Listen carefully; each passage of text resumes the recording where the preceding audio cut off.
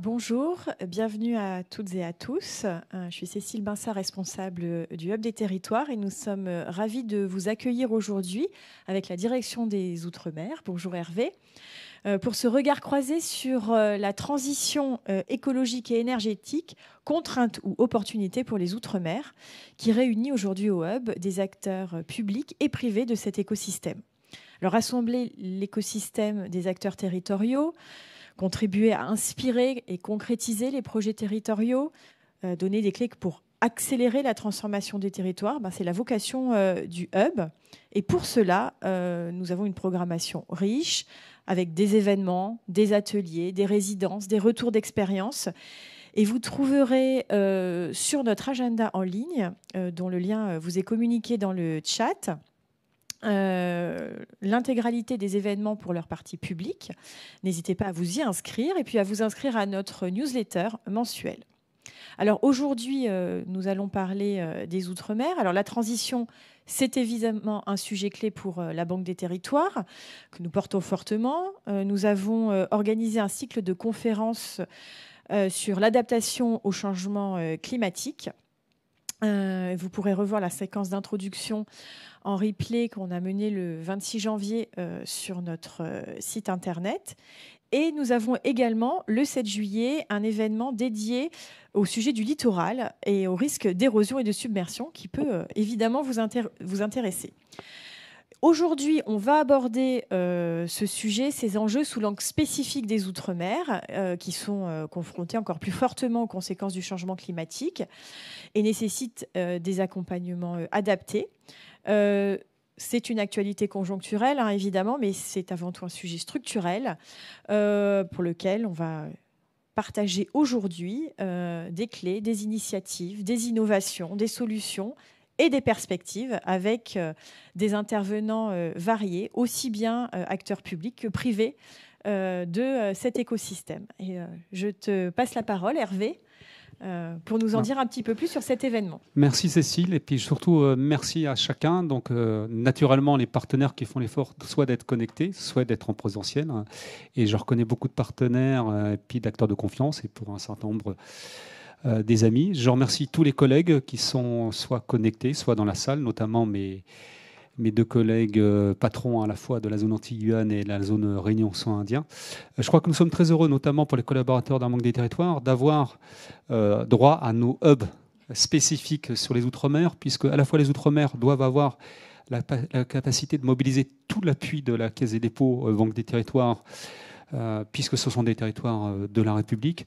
Mais en même temps, je crois que c'est des territoires, on le sait tous, et tous les partenaires que je cite et que je vois se battent en règle générale pour démontrer qu'il y a quand même des sujets particuliers, alors à la fois d'excellentes réussites. Je pense que Daniel Hersault pourra nous dire qu'on a un écosystème qui est aussi très performant, mais on a des vrais sujets. Donc c'est bien de pouvoir avoir un temps particulier pour les Outre-mer. On a retenu celui de la transition. Et sur cette particularité, je crois que c'est très très bien, parce que je pense que c'est le professeur Martial Foucault qui pourra un peu ouvrir et expliquer pourquoi les Outre-mer ont quand même une dimension un peu particulière au sein de ces beaux territoires de la République. Merci. Donc, professeur Martial Foucault, nous vous laissons la place et surtout la parole pour introduire la séquence.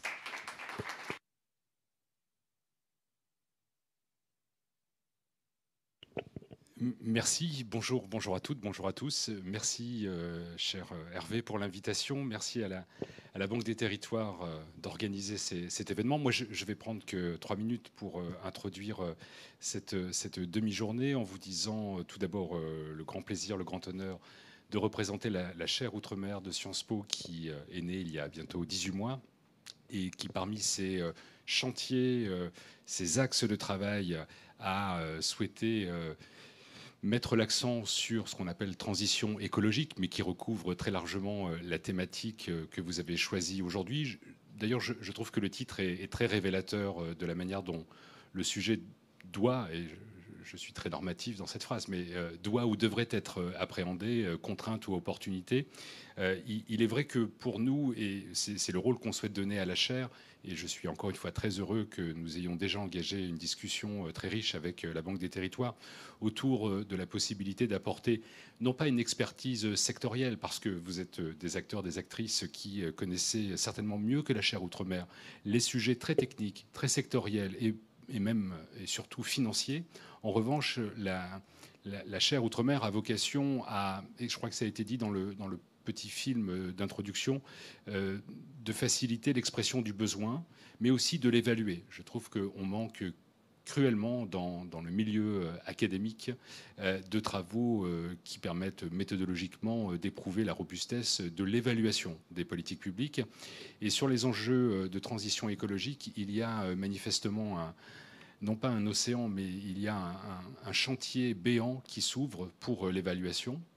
Et puis un deuxième point, je crois qu'on peut regarder également la question des transitions écologiques et énergétiques par le prisme non pas d'enjeux technologiques ou techniques, mais aussi par le prisme, je dirais, d'enjeux liés à la cohésion sociale et à la cohésion territoriale. Et non pas la continuité territoriale. Vraiment la cohésion territoriale, parce que on peut observer depuis quelques années maintenant que certains territoires ultramarins sont exposés très différemment à ces transitions. Et quand je dis exposés différemment, cela veut dire que, si je prends deux exemples, l'enjeu de l'hydrogène, on voit que tous les territoires ne sont pas soumis aux mêmes potentialités et donc aux mêmes contraintes. Et si je prends un autre exemple, on parle beaucoup de l'espace maritime français. Je dois dire que quand on évoque l'économie bleue, bien souvent, on est encore dans une rhétorique extrêmement incantatoire et que finalement, tout doit démarrer. Et pour que cela démarre, encore faut-il s'assurer que les alternatives qui vont être retenues sont valables, elles sont évaluables et elles devront être retenues autour pas simplement de critères techniques et financiers, mais aussi autour de critères de cohésion territoriale et de cohésion sociale. Donc je suis très heureux aujourd'hui d'apprendre certainement beaucoup en 1h30 et de vous retrouver pour la conclusion de cette demi-journée. Merci infiniment, professeur Martial Foucault. Merci pour votre éclairage et les questionnements que vous soulevez sur les problématiques des Outre-mer. Vous allez nous retrouver pour la conclusion que nous serons impatients d'écouter. Maintenant, place à la transition énergétique, un enjeu de politique publique avec les témoignages d'institutions publiques dans cette table ronde. Et nous allons accueillir... Pardonnez-moi, mais je ne vous ai pas entendu applaudir Monsieur Martial Foucault pour cette première problématique. C'était un peu rapide. Et du coup, nous allons maintenant accueillir les prochains invités. Monsieur Stéphane Foucault, sous vos applaudissements, qui est le directeur de l'Institut d'émission des départements d'Outre-mer et de l'Institut d'émission Outre-mer, Yedom Yehom. Vous avez l'habitude de le voir. Le prochain invité est quelqu'un de la Banque des Territoires, Monsieur Emmanuel Legrand, qui est le directeur du département Transition énergétique écologique à la Banque des Territoires. Bienvenue chez vous. Le prochain invité, Stanislas Aflonzi, adjoint à la sous-directrice des politiques publiques à la Direction générale des Outre-mer au ministère des Outre-mer. Merci de l'accueillir chaleureusement. Nous aurons l'occasion d'avoir la contribution en direct d'un opérateur sur un modèle de transition écologique à La Réunion. Il est en direct, je crois, déjà. Et également un intervenant en Nouvelle-Calédonie, mais plutôt une capsule, puisque vu l'horaire, le décalage horaire étant assez fort, vous en conviendrez, on aura sa vidéo. Alors, pour commencer, Monsieur Stéphane Foucault, on le sait peut-être pas, mais on le sait pour parmi nous. Vous revenez de Polynésie et de Nouvelle-Calédonie. Vous avez été au plus près des territoires. Et vous avez même tenu un conseil de surveillance en Polynésie. Peut-être pouvez-vous nous éclairer sur la situation dans les Outre-mer, votre perception ou votre éclairage de votre organisme sur l'enjeu économique de la transition énergétique en Outre-mer. Merci. Effectivement, j'étais en Nouvelle-Calédonie la semaine dernière et en Polynésie la semaine d'avant. D'ailleurs, en Polynésie, j'ai eu le plaisir de visiter le SWAC. Et si vous avez l'occasion d'aller en Polynésie française, je vous invite à faire cette visite. C'est cette eau marine profonde qui est utilisée pour rafraîchir l'hôpital de Polynésie française. Une belle illustration sur laquelle je reviendrai tout à l'heure. Peut-être pour parler de transition énergétique, tout d'abord quelques concepts. On parle beaucoup de consommation d'énergie primaire, de ressources énergétiques primaires, de consommation énergétique finale. Ça, c'est un premier thème. Et on parle de production électrique et de consommation électrique. En fait, il faut bien différencier ces différents éléments. Premièrement, les ressources énergétiques, elles peuvent être locales ou elles peuvent être importées. Et deuxièmement, quand on va regarder la consommation énergétique finale, elle va servir à différents usages, l'agriculture, l'industrie, le tertiaire et le résidentiel, et également les transports. Et puis, quand on regarde la partie électrique, c'est juste un ensemble de la consommation électrique, mais c'est la consommation énergétique, mais c'est pas la totalité. Et en outre-mer, c'est une autre notion, on a tendance à regarder la part des énergies renouvelables, non pas dans le mix énergétique, donc dans le global, mais dans le mix électrique. Donc ça, on a posé un certain nombre de concepts. On va regarder ce qu'il en est sur nos outre-mer. Eh bien, premier élément, sur la consommation énergétique primaire, les Outre-mer importent 80 à 97% de cette consommation. C'est énorme. En métropole, par ordre de grandeur et de comparaison, c'est un peu moins de 50%. Donc ça, c'est la première donnée. La deuxième donnée, c'est la consommation énergétique finale.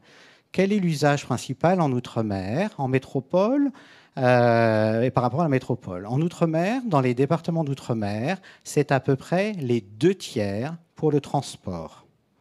En métropole, c'est 30% pour le transport. Ça, c'est une différence notable.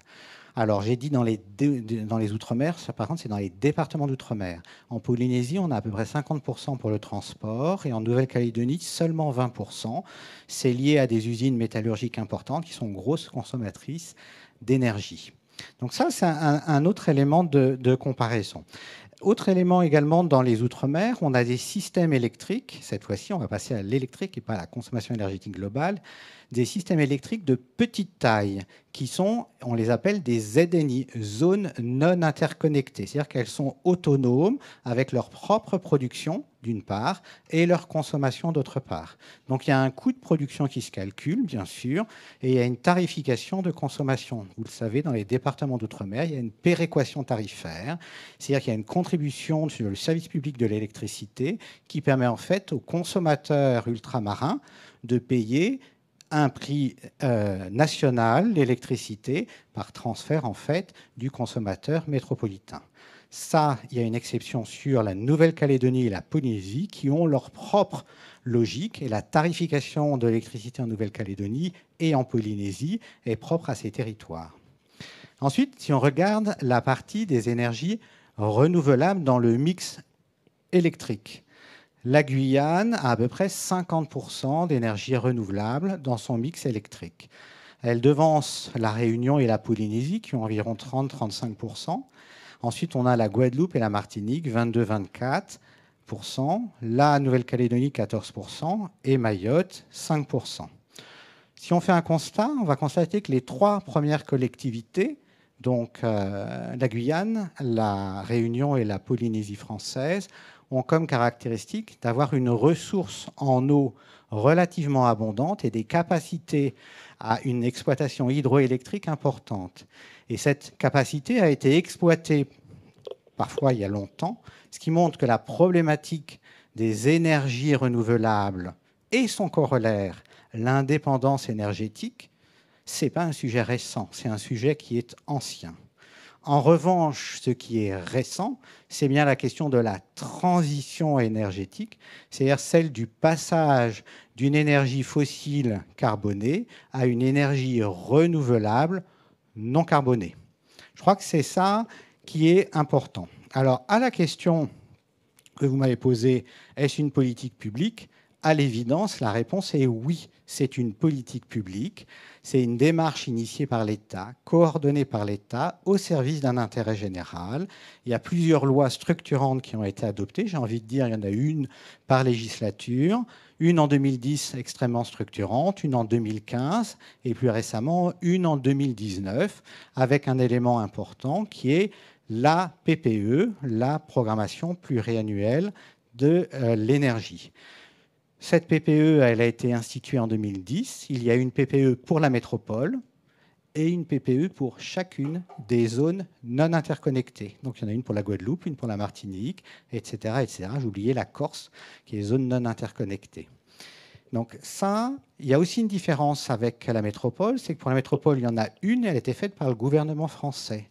Dans les Outre-mer, la PPE a été coélaborée avec les collectivités territoriales. C'est une autre caractéristique. Nouvelle-Calédonie a sa propre stratégie de transition énergétique pour 2030. Polynésie française a également une programmation pluriannuelle de ses investissements électriques, également à horizon 2030.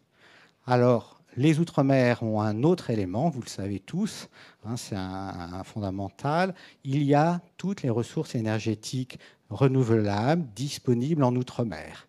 Ce n'est pas moi qui le dis, tout le monde le pressentait. Je dirais que c'est l'ADEME qui l'a confirmé en 2021 dans une étude importante qui montre la faisabilité de cette transition énergétique à un horizon à déterminer, qui ne sera sans doute pas 2030 pour l'ensemble des Outre-mer. Mais en tout cas, il y a une faisabilité en ce sens. Et puis, on a parlé des enjeux. Vous m'avez interrogé sur les enjeux. Oui, les enjeux sont multiformes. Premier enjeu, mais je pense que mon collègue de la Banque des Territoires le confirmera, puisque c'est marqué sur le frontispice du bâtiment, comment faire pour réduire la consommation d'énergie de l'école de Julien, c'est ce qui était marqué. Donc c'est la réduction de la consommation électrique, c'est le premier enjeu.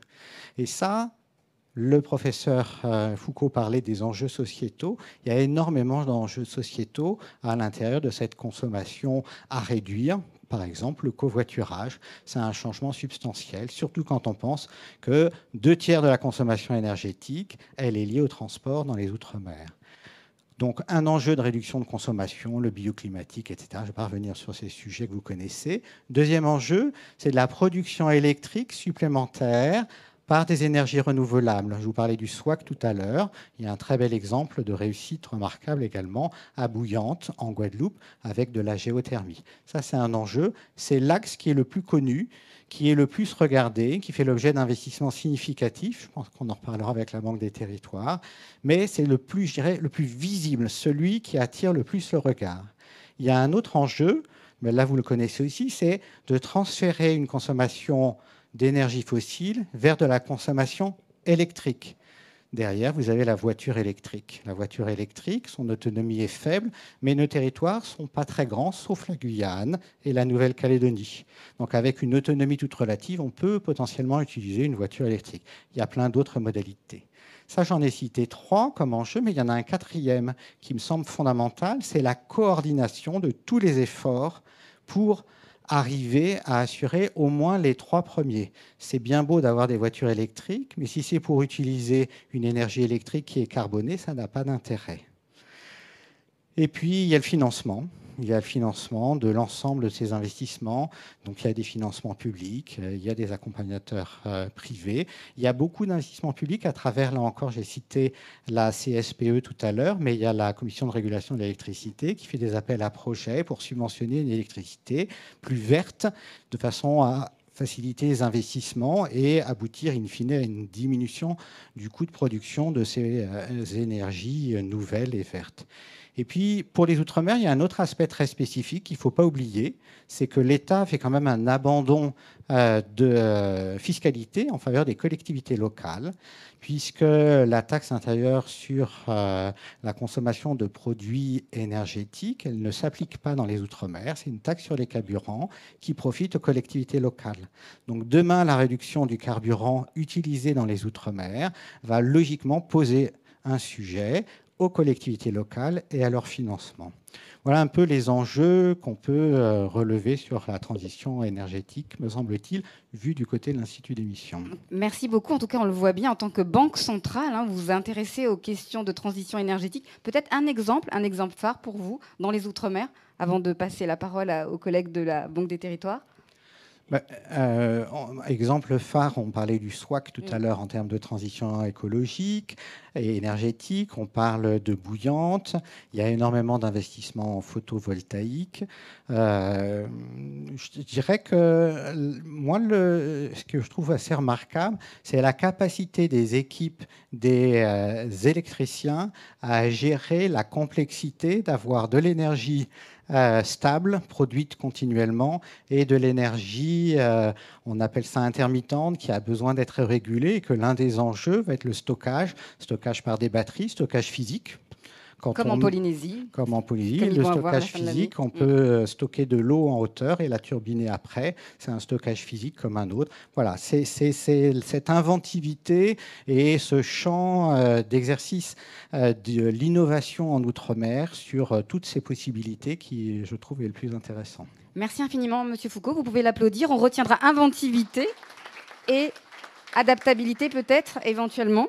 Alors maintenant, avec Monsieur Emmanuel Legrand, comme je l'ai dit, vous êtes le directeur du département Transition écologique à la Banque des Territoires. La Caisse des dépôts accompagne toujours les grandes mutations des territoires, comme vous le savez. La Banque des Territoires, elle mobilise et accompagne les territoires des Outre-mer. Pouvez-vous nous préciser quelles sont vos orientations en qualité de banque publique d'investissement ?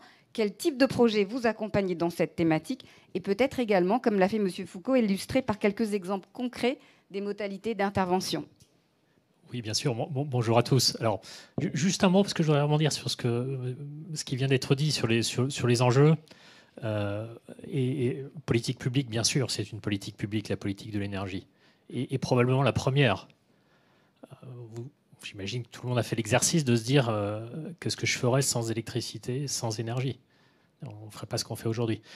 Et on le voit évidemment dans la crise actuelle, c'est un double enjeu de politique publique. Alors à la fois la transition nécessaire pour les questions climatiques, parvenir sur les enjeux, dans les DOM, je pense que dans les territoires ultramarins, vous êtes bien placés pour connaître ces enjeux-là, mais aussi cet enjeu de souveraineté, qui est vrai à l'échelle de l'Europe continentale, mais qui est vrai aussi sur chacun de vos territoires. Et j'insiste là-dessus parce que le deuxième aspect n'était pas forcément évident. Et nous avons travaillé il y a quelques années sur des projets qui étaient excellents d'un point de vue transition climatique, mais qui posaient quand même des questions sur les sources d'approvisionnement et donc sur la dépendance à d'autres territoires. En l'occurrence, alors je ne vais pas rentrer, c'est un projet qui n'a pas vu le jour, et puis pour un tas de raisons, mais nous avions travaillé sur un projet de centrale biomasse, alors, qui certes mobilisait des ressources locales, parce qu'il y a de la biomasse dans les territoires ultramarins, mais ça n'était pas suffisant, donc il fallait importer de la biomasse depuis d'autres territoires, notamment des États-Unis. Et donc il y avait un sujet à la fois de coût, de modèle économique, peut-être d'empreinte carbone, mais finalement aussi de dépendance énergétique. Parce que c'est bien d'apporter plutôt du bois que du pétrole. Néanmoins, il y a peut-être d'autres façons de faire. Donc je crois que c'est important de garder cet aspect de politique publique et de souveraineté, d'indépendance énergétique. Le mot est peut-être un peu fort, mais c'est quand même ça l'idée. Et nous avons les moyens aujourd'hui de mettre en place des projets, en particulier dans les territoires ultramarins, c'était très bien rappelé, il y a énormément de sources énergétiques qui peuvent être mobilisées. Alors c'est ce que nous faisons, nous, effectivement, à la Banque des Territoires. Notre métier, c'est, vous le savez, de financer les projets qui ont été décidés à travers les politiques publiques. En l'occurrence, là, le cap, il est donné par les programmations pluriannuelles énergétiques qui sont faites au niveau de chacun des territoires ultramarins, qui donnent des grands objectifs. On va se dire, on va faire tant de mégawatts de photovoltaïque, on va faire tant de mégawatts de géothermie. Et puis derrière, il faut quand même structurer les projets, trouver des partenaires techniques qui sont performants, qui sont en capacité de faire, et puis financer les projets. Nous le faisons, nous, à travers trois outils. D'abord, des prêts, ensuite de l'investissement dans les sociétés de projets qui vont porter ces projets-là, et puis, si nécessaire, en amont, nous mobilisons des crédits d'ingénierie pour faciliter l'étude de ces projets. Et l'exemple que vous citiez, monsieur, sur la géothermie à bouillante est assez illustratif, à mon avis, parce que oui, tout le monde sait qu'il y a de la géothermie, qu'il y a des sources de géothermie en Guadeloupe et d'ailleurs dans d'autres îles, mais ça a mis beaucoup de temps à émerger, ce projet. En tout cas, un projet qui soit bien structuré, qui permette de produire de l'électricité de façon fiable, de façon permanente, avec un taux de disponibilité de l'outil suffisant. Parce que c'est aussi ça l'enjeu, hein, c'est d'avoir un outil industriel qui soit au même niveau que ce qu'on sait faire aujourd'hui avec du pétrole, avec du gaz, avec des choses comme ça. Et ce projet, nous avons investi dans ce projet à Bouillante en 2016, aux côtés de l'opérateur Ormat, qui a repris le projet, qui l'a vraiment restructuré en utilisant tous ses savoir-faire pour arriver à structurer ce projet. Donc je crois qu'il y a 14 mégawatts aujourd'hui, il y a une deuxième tranche qui est en cours de préparation qui va permettre de rajouter 10 mégawatts, et puis il y a d'autres perspectives. Aujourd'hui, 14 mégawatts de mémoire, je ne sais pas si Christophe Laurent, tu te souviens, mais ça doit être 6% de l'électricité de la Guadeloupe qui est produite par ce projet de géothermie. Alors, je vais vous donner quelques exemples et puis on pourra ouvrir sur des perspectives. Il y a d'autres projets extrêmement intéressants. Je pense à un projet à La Réunion que Nathalie Infante, tu connais bien, qui est le projet Reneva, qui est du côté de Saint-Pierre, je crois. On va avoir l'intervenant dans quelques minutes. Voilà, bon, alors je n'ai pas défleuré, donc j'ai pas. Mais sachez que nous avons financé ce projet. Nous avons financé sous la forme de 2 prêts qui représentent à peu près 70 millions d'euros sur un total d'investissement, de coût du projet de plus de 300 millions d'euros. Mais donc, vous voyez que c'est une contribution importante de la Banque des Territoires pour ce projet. Évidemment, c'est un très beau projet. Plutôt que d'importer des choses de l'extérieur, on utilise les déchets qu'on a sous la main. Ça ne veut pas dire qu'il ne faut pas trier, qu'il ne faut pas limiter les déchets, mais ceux qu'on ne peut pas utiliser autrement, plutôt que de les enfouir, on les utilise pour produire de l'énergie. Alors, autre projet qui est intéressant, je pense à un projet que nous avons fait à Sainte-Rose avec un opérateur qui s'appelle Valorem, qui est un projet éolien, qui a la particularité d'avoir une capacité de stockage de l'électricité. Et ça, c'est vraiment un sujet, une spécificité des territoires ultramarins, qui sont des îles, donc des territoires relativement petits à l'échelle d'une problématique énergétique, et pour lesquels la question de la stabilité du réseau électrique est absolument essentielle. Vous savez qu'un réseau électrique, il faut qu'à chaque moment, la production soit égale à la demande ou la demande égale à la production. La vraie difficulté, c'est qu'est-ce qu'on fait quand on n'a pas cette situation-là? Et donc, une des solutions, c'est de faire du stockage. Alors aujourd'hui, dans des batteries, demain peut-être dans d'autres vecteurs comme l'hydrogène. Mais en tout cas, nous avons financé un premier projet de ce type-là avec du stockage à Sainte-Rose, qui doit faire 24 MW de tête, mais donc il y a cette capacité de stockage qui permet de réguler un peu le réseau électrique en permanence. Alors, c'est toujours sympa de faire l'exercice. Là, mon équipe m'a mis toute la liste des projets qu'on a fait dans vos territoires. Moi, j'aime bien, ça me fait voyager. Je ne vais peut-être pas tout énumérer, mais je voulais quand même mentionner qu'on fait beaucoup de choses en Guyane aussi, parce que nous sommes actionnaires, co-actionnaires de Voltalia Guyane, qui porte plusieurs actifs de production, comme nous disons, de production électrique. Donc, il y a un barrage à Mana, il y a 2 centrales biomasse, il y a une centrale photovoltaïque, il y a d'autres projets en cours. Et puis, un peu plus loin dans le Pacifique, nous sommes présents en Nouvelle-Calédonie à travers un partenariat qui est assez ancien avec Quadrant, qui s'appelle maintenant Total Energy, puisque Quadrant, l'opérateur historique, a été racheté par Total Energy. Mais nous finançons des projets éoliens en Nouvelle-Calédonie. Et nous avions aussi, nous regardons en ce moment d'autres investissements en Polynésie, notamment en photovoltaïque, à chaque fois en cherchant ce que font les porteurs de projets et ce que nous regardons quand nous finançons, en cherchant à adapter nos soutiens à la spécificité d'un territoire. Peut-être un petit mot sur un projet original et spécifique en Polynésie avec le COPRA, si vous pouvez en dire quelques mots. Oui, alors c'est un projet sur lequel qu'on est en train de regarder. On n'a pas encore finalisé l'investissement, mais effectivement, il y a des ressources, y compris végétales, en Polynésie. On peut ouvrir vers d'autres territoires et donner des idées. Voilà, on est capable de mobiliser assez simplement. Donc, il y a évidemment ce qui est assez facile à comprendre, le soleil du photovoltaïque, le vent de l'éolien, et puis toutes les ressources de biomasse qu'on peut mobiliser dans les centrales biomasse, et puis dans les territoires qui le permettent, la géothermie. L'autre technologie, évidemment, qu'on ne va pas oublier, c'est l'énergie des mers. Tous vos territoires sont entourés de mers. Donc, il y a des projets comme le SWAC. Donc, c'est l'utilisation de la différence de température entre la surface et le fond des mers. Ce n'est pas toujours très simple, et vous mentionniez la bonne coordination des acteurs. Nous avons travaillé il y a quelques années sur un projet de SWAC à La Réunion. Alors, je vois probablement des gens parmi vous qui le connaissent, qu'on n'a pas pu mener au bout. probablement pour des raisons de coordination entre acteurs.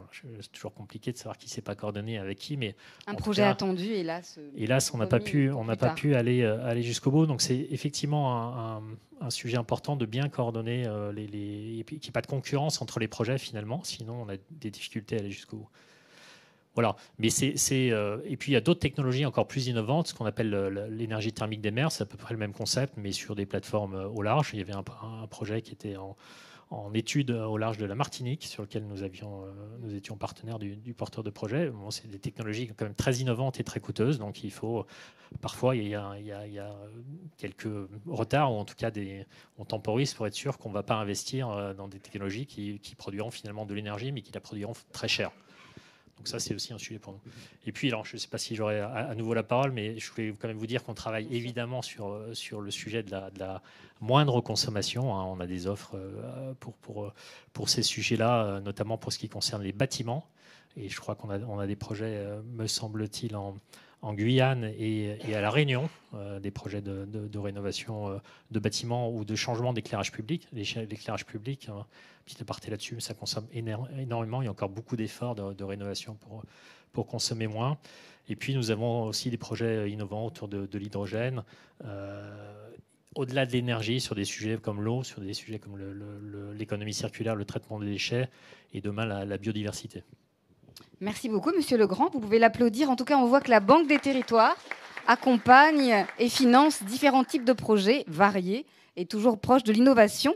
Maintenant, cette fois-ci, nous allons avec Monsieur Stanislas Aflonzi de la Direction générale des Outre-mer du ministère des Outre-mer parler, peut-être pour ceux qui connaissent, la Direction générale des Outre-mer, c'est l'outil du ministère des Outre-mer pour déployer, bien évidemment, les grandes politiques publiques de l'État, forcément dans les territoires des Outre-mer.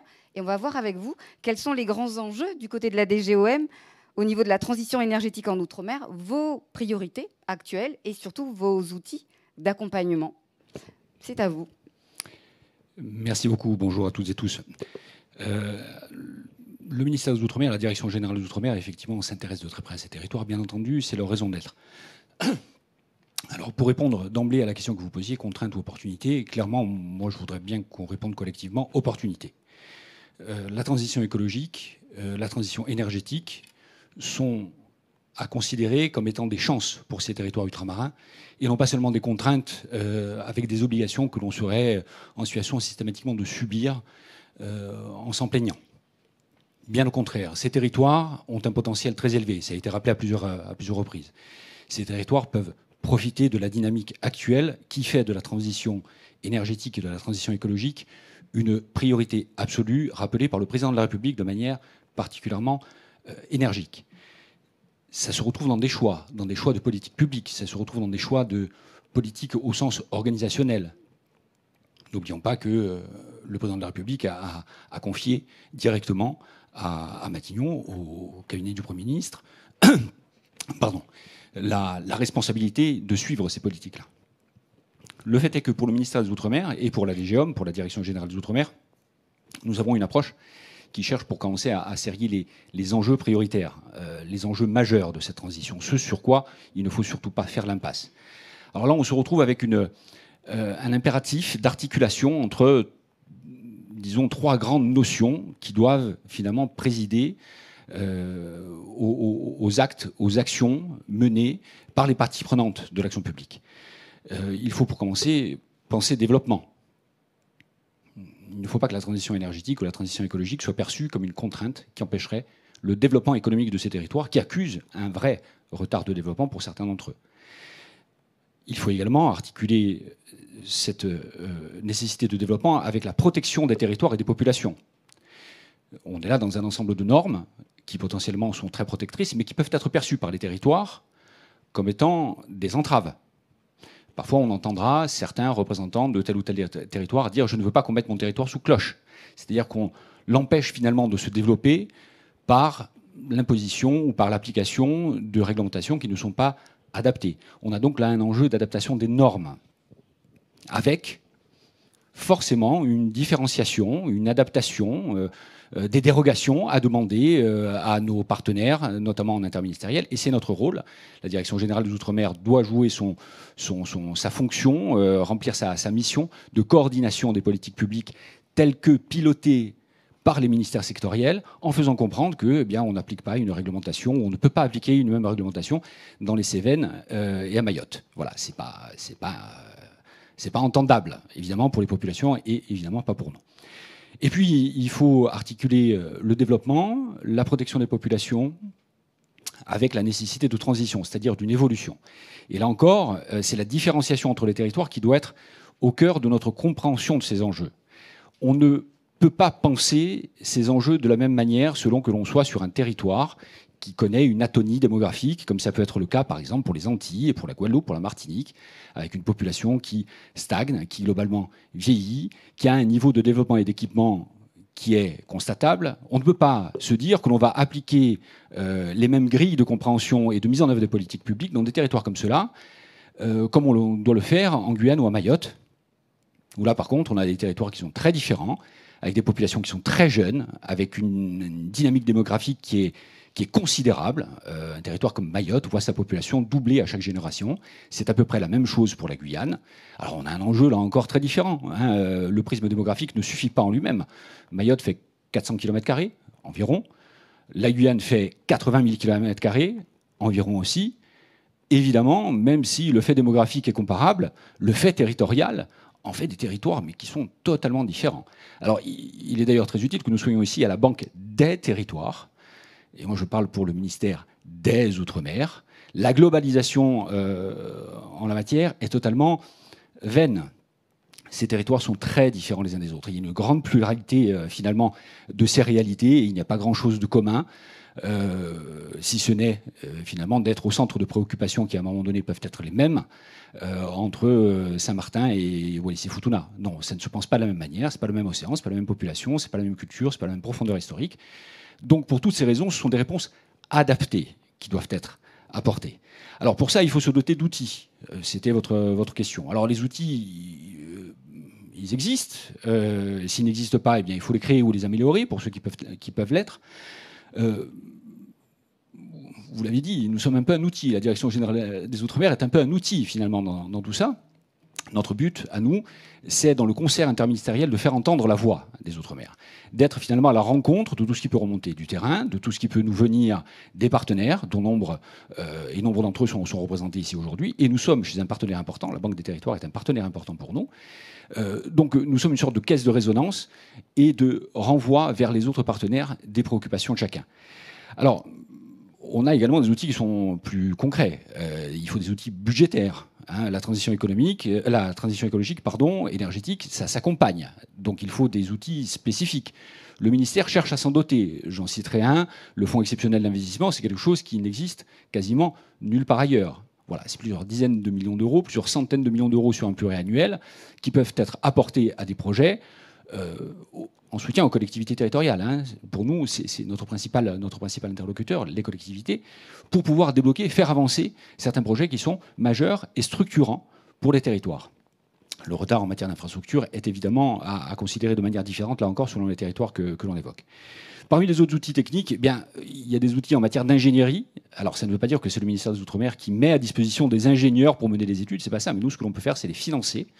On a créé, par exemple, un fonds qui s'appelle le Fonds Outre-mer, qui est hébergé dans une grande banque publique également, dont le siège est situé pas très très loin d'ici, et qui apporte un soutien considérable aux collectivités pour lancer les études et pour accompagner la mise en œuvre de ces infrastructures.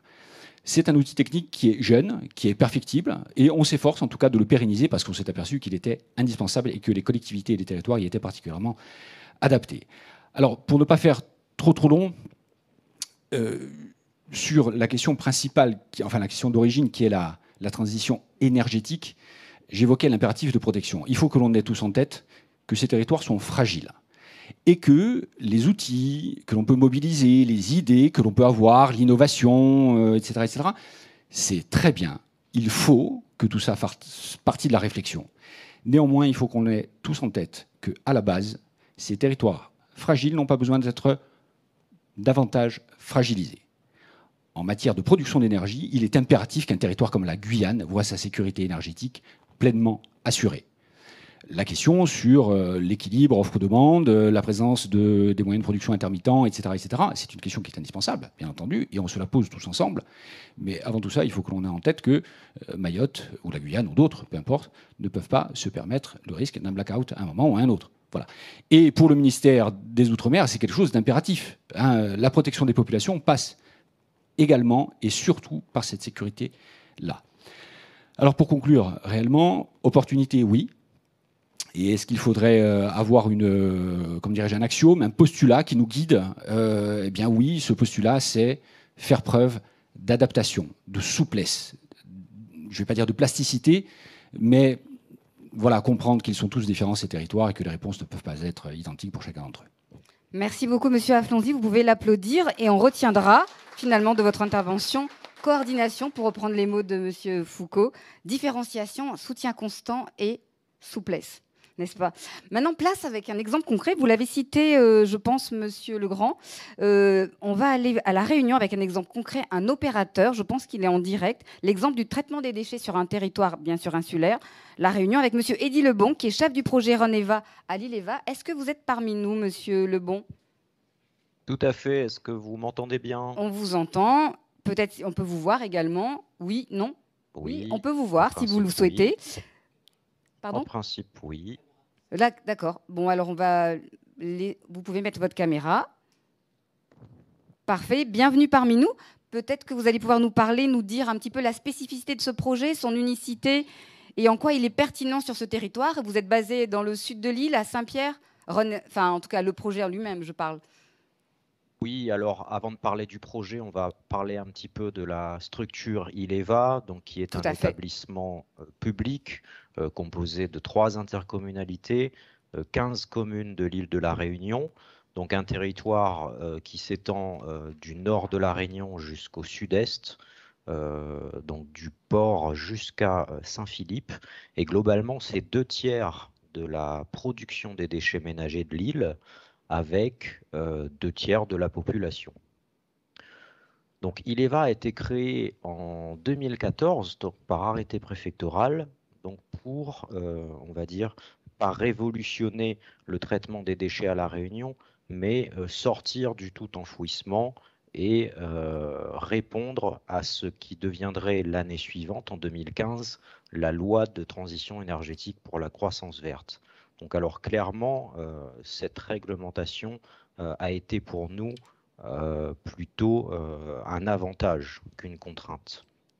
Donc c'est sur fond de loi de transition énergétique que le projet Reneva a été conçu, je dirais.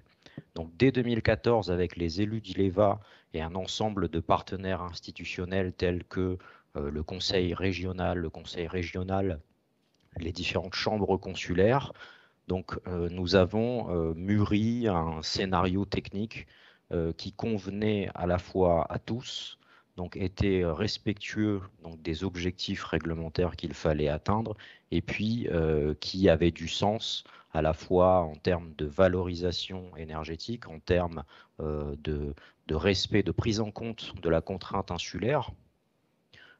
Et nous sommes arrivés uniquement en 2018, je dirais, vers un scénario technique finalisé. Donc nous avons ensuite lancé ce qu'on appelle un marché public global de performance, donc un marché complet qui comprend les études réglementaires, mais à la fois les études de conception et les travaux, ainsi que 10 années d'exploitation pour un outil qu'on appelle aujourd'hui Reneva, donc qui est un outil d'écologie industrielle, Reneva pour Réunion, énergie, valorisation, avenir. Donc globalement, Reneva, qu'est-ce que c'est? C'est un petit complexe industriel avec 3 grandes filières de traitement. Donc une première filière de tri automatisé des ordures ménagères. Donc simplement pour retirer toutes les matières qui seraient recyclables et qui auraient échappé au geste de tri. Donc ça peut être des métaux, des différents plastiques comme des PET, des PEHD. Ça peut être également du carton ou du papier, suivant son état. Une deuxième filière qui est celle de la méthanisation, donc de la digestion anaérobie, donc pour traiter les matières organiques, puisque en milieu insulaire Et nous avons encore une forte proportion de matière organique dans les déchets. Et une troisième filière qui est la filière de valorisation énergétique, donc avec l'ensemble des résidus qui ne sont pas recyclables mais qui ont des propriétés énergétiques, combustibles, de produire principalement de l'électricité.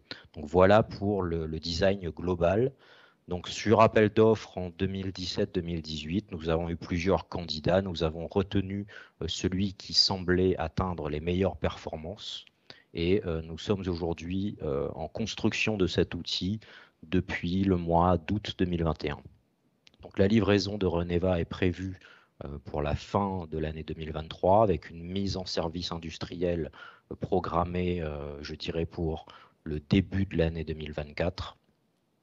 Et c'est un objet technologique qui va venir apporter un plus véritablement structurant dans la gestion des déchets ménagers à La Réunion. Voilà. Donc j'avais une petite présentation à vous faire, mais compte tenu du temps que j'ai devant moi, on peut passer plutôt à un échange et je vous apporterai, je dirais, des réponses, je l'espère, sur vos questions sur notre projet, sans qui... je dirais, l'enfouissement aurait continué à La Réunion, puisqu'on enfouit encore à l'heure actuelle près de 70% des déchets qui sont importés et produits à La Réunion. Très bien. Alors, on voit bien, c'est un projet novateur. Est-ce que c'est un projet qui peut être dupliqué dans d'autres territoires des Outre-mer, compte tenu de sa complexité, ou c'est spécifiquement par rapport à La Réunion, compte tenu de sa taille et densité de population importante, et de ménages, on va dire? Est-ce que c'est spécifique à La Réunion ou on peut le dupliquer? Alors, je ne vais pas dire qu'on pourrait le dupliquer, mais c'est un modèle qui pourrait fonctionner, en tout cas, dans des systèmes insulaires. Reneva a été le fruit, je dirais, d'une longue concertation, de différentes études technico-économiques, mais également logistiques, puisqu'il faut considérer la position éloignée du territoire de La Réunion, qui est une zone finalement de transit de déchets, puisque les déchets recyclables ressortent, faute de filières de régénération notamment. Donc je ne dirais pas que c'est un projet qui est réplicable, mais c'est peut-être un modèle à suivre et à adapter en fonction des opportunités territoriales.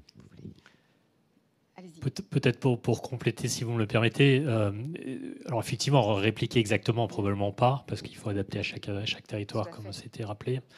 Mais nous en discutions tout à l'heure avec mon collègue Christophe Laurent, qui est directeur de la partie Caraïbes.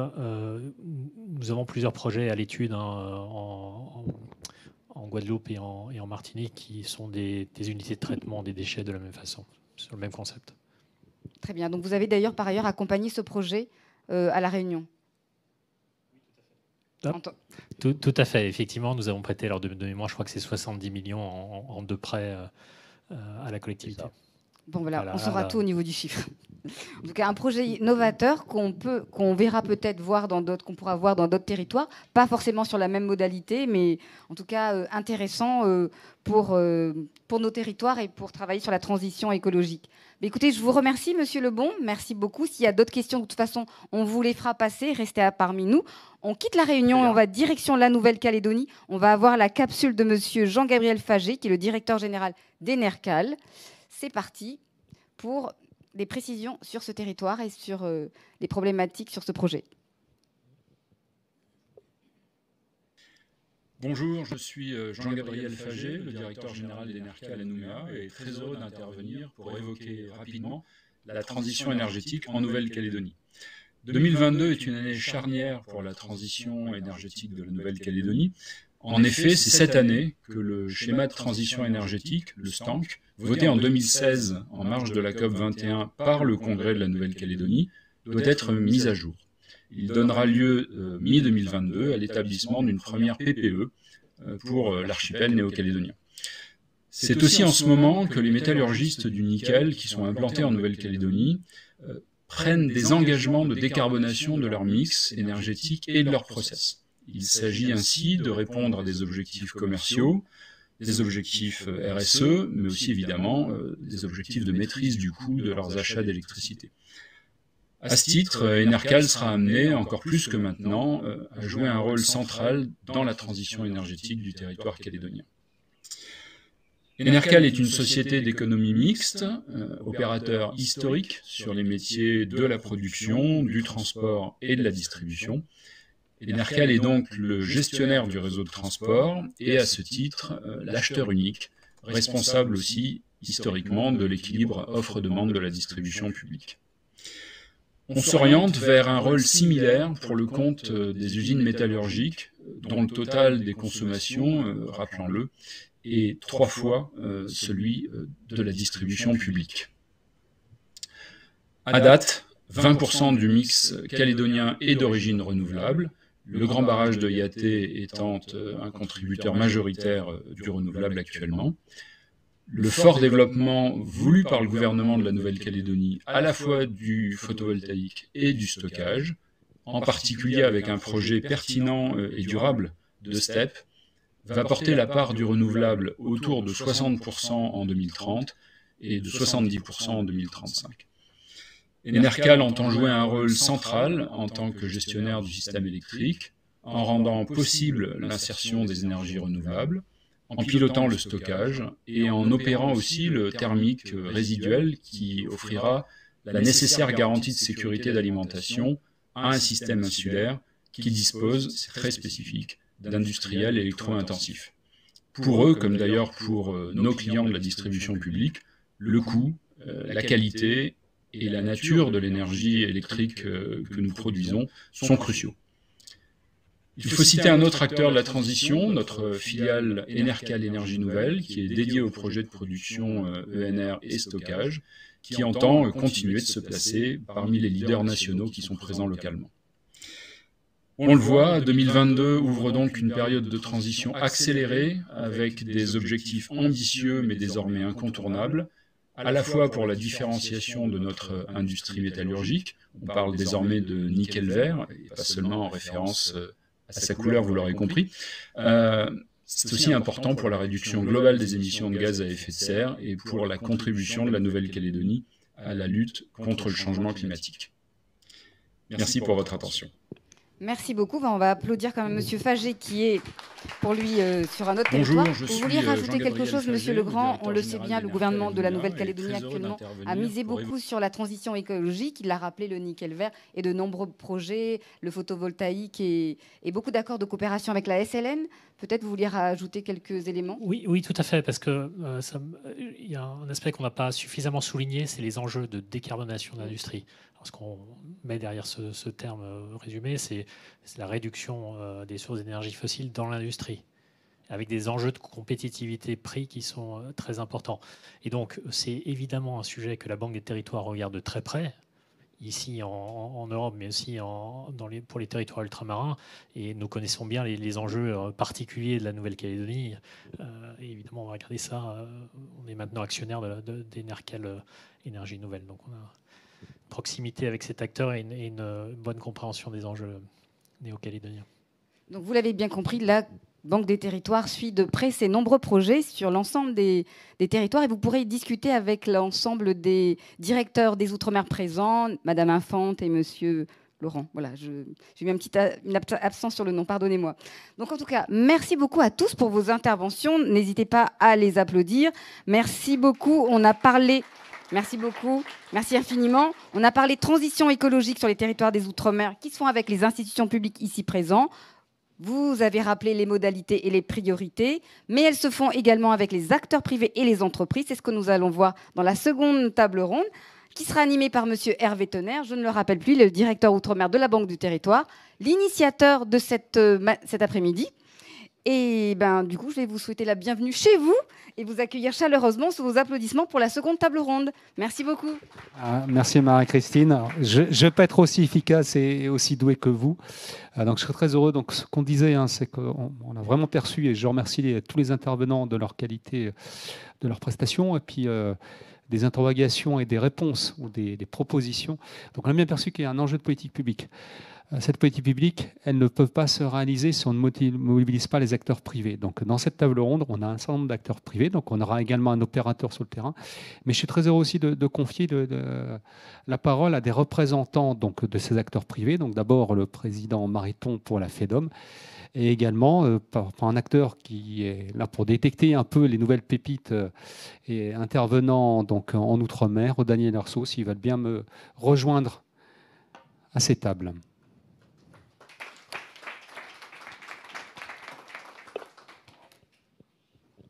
Peut-être président, donc voilà. À vous l'honneur par rapport à la perception de la FEDOM et vraiment des attentes des entreprises à la fois sur cette thématique et puis des attentes peut-être plus particulières vis-à-vis d'un acteur comme la Banque des Territoires. Merci beaucoup.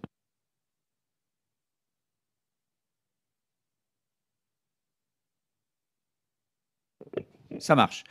Merci pour votre invitation et merci de nous avoir associés à cet après-midi. Alors, par rapport à la thématique telle que vous l'avez présentée, des contraintes et des opportunités, les contraintes, on les a bien en tête. Récemment, un signal d'alerte qui est un vrai signal d'alerte de transition écologique, lorsque nos adhérents sont inquiétés du risque de l'impossibilité d'évacuation de déchets plastiques au départ d'un certain nombre de territoires ultramarins, puisque dans le cadre de la politique environnementale, certaines compagnies maritimes annonçaient ne plus transporter de déchets plastiques. Le problème a été provisoirement résolu, mais c'est un vrai sujet. J'y reviendrai tout à l'heure en évoquant les questions du recyclage, bien sûr. On a aussi un sujet, par exemple, sur les déchets dangereux, dont l'évacuation à partir des territoires ultramarins est quelque chose d'extrêmement difficile. Voilà deux exemples sur lesquels la transition écologique est évidemment un élément de contrainte fort sur les entreprises outre-mer. Transition écologique, toujours, les entreprises outre-mer peuvent se poser la question, parce qu'apparemment elle n'est pas centrale à la manière dont le sujet est abordé globalement à l'échelle de l'Union européenne et au-delà sur la planète. S'il y a la mise en œuvre d'un mécanisme d'ajustement carbone aux frontières, à quelle sauce est-on mangé? Qu'est-ce que ça veut dire pour les flux d'importation importants qui existent outre-mer? Et comment est-ce que ça déplace les conditions de compétitivité de l'industrie locale, qui n'est pas extrêmement nombreuse dans sa production, mais qui a la vertu d'exister et qu'on souhaite en effet soutenir? Juste une observation que je me permettrai de faire à M. Foucault.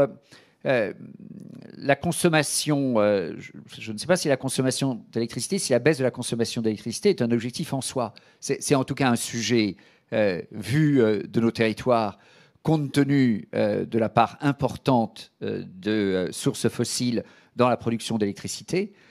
En même temps, on est bien sur les territoires qui cherchent à développer leur production, à se développer fondamentalement.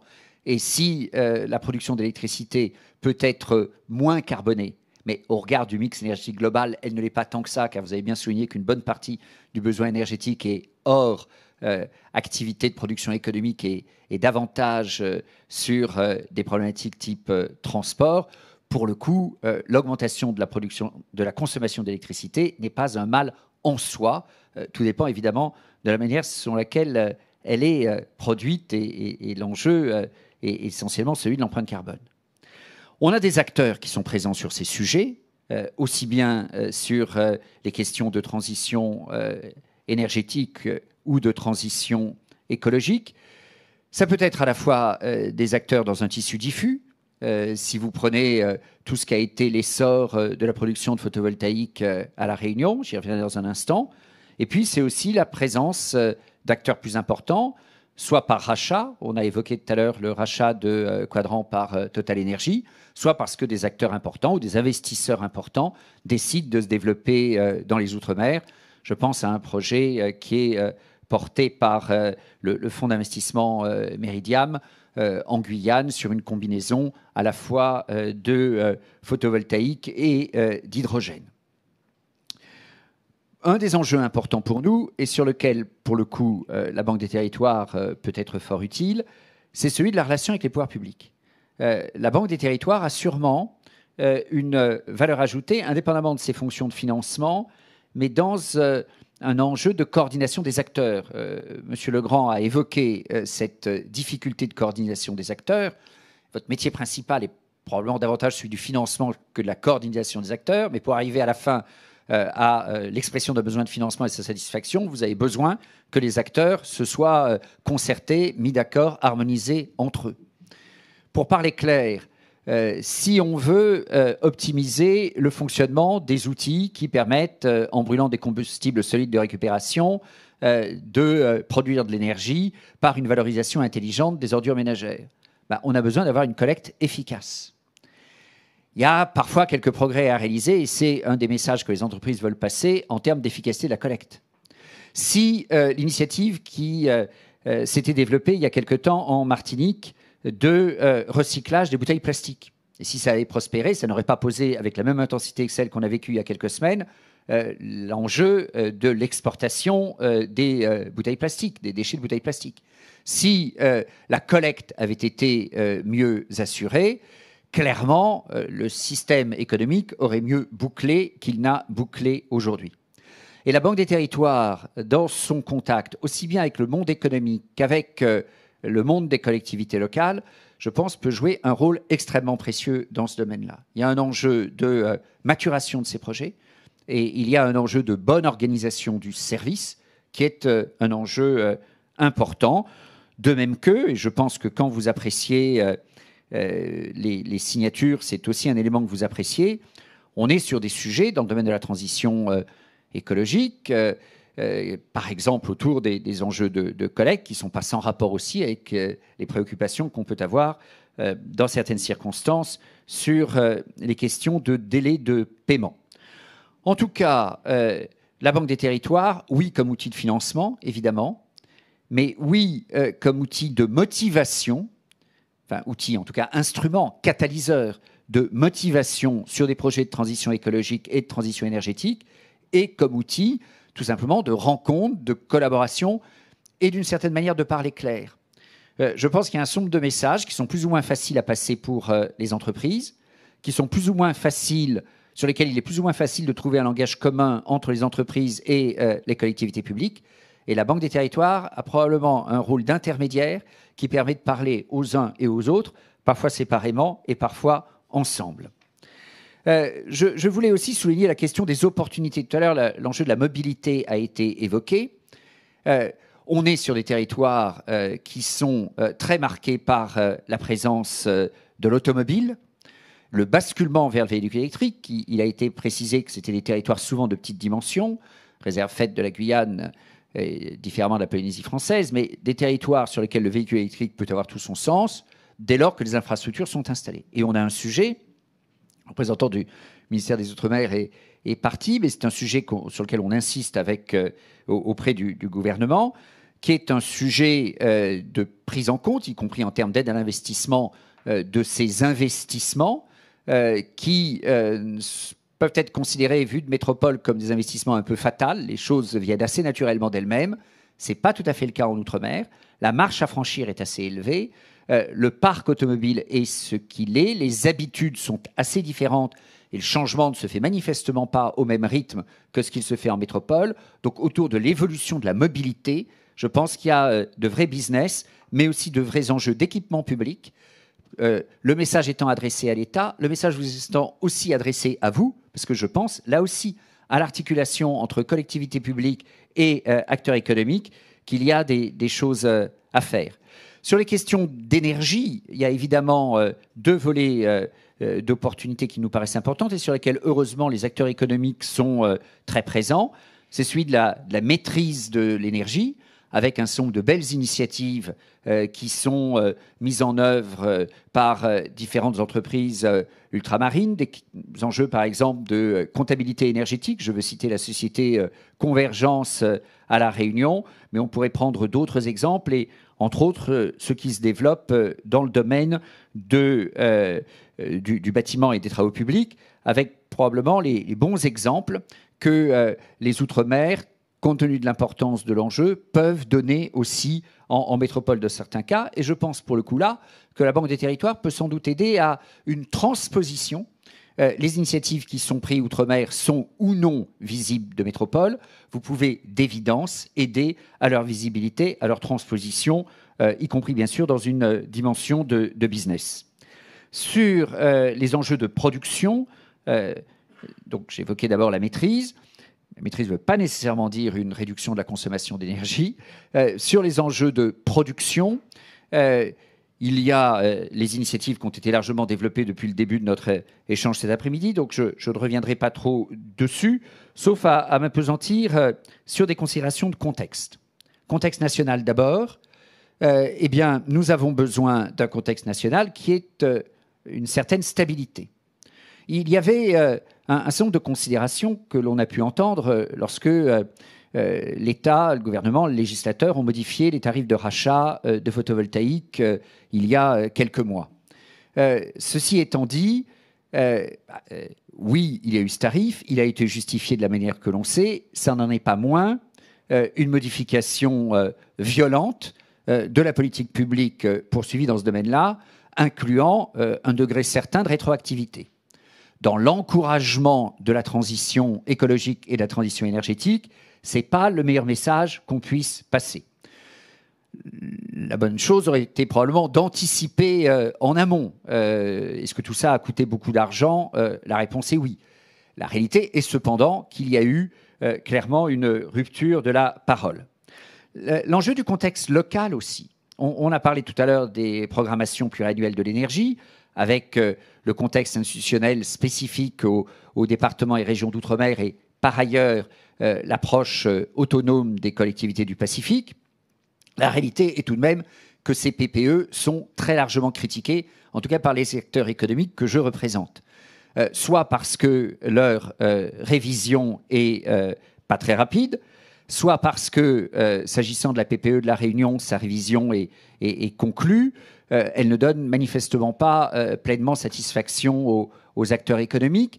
Et globalement, quand on regarde sur la durée, l'appréciation et les conditions de mise en œuvre des PPE dans les territoires d'outre-mer, on se rend compte qu'on est sur un outil. Il faut une programmation, il faut une réflexion, mais dont les conditions de mise en œuvre ont été très souvent heurtées avec la concrétisation des projets. Comment est-ce qu'on arrive à articuler un exercice de programmation sur un petit territoire avec une forte ambition de transition écologique, avec des projets qui mobilisent parfois des petits acteurs, parfois des grands acteurs qui étaient assez indifférents au territoire il y a quelques mois, qui viennent s'intéresser au territoire maintenant, qui posent la question de nouvelles manières, qui est de nouveaux entrants sur le territoire, ça paraît tout à fait indispensable. On est là sur une difficulté d'échelle et une difficulté de procédure qui est importante et qui, je pense, est un vrai handicap au développement des entreprises, celles qui sont déjà là et que nous représentons, des groupes nationaux que nous représentons aussi et qui s'intéressent à ces territoires, éventuellement d'autres acteurs qui peuvent arriver. Dernière remarque que je souhaitais exprimer, qui est celle dans ce domaine comme dans d'autres, mais dans ce domaine aussi, transition énergétique, transition écologique, les procédures mises en œuvre par l'État. Nous savons par exemple l'attention que l'ADEME, et c'est bien ainsi, porte au territoire ultramarin. La vérité est tout de même que selon les agences, selon l'État, les procédures publiques d'appel à projet, d'appel à manifestation d'intérêt n'ont pas toujours les calendriers, les mailles, les procédures les plus adaptées à nos entreprises. Donc ça, c'est un vrai sujet.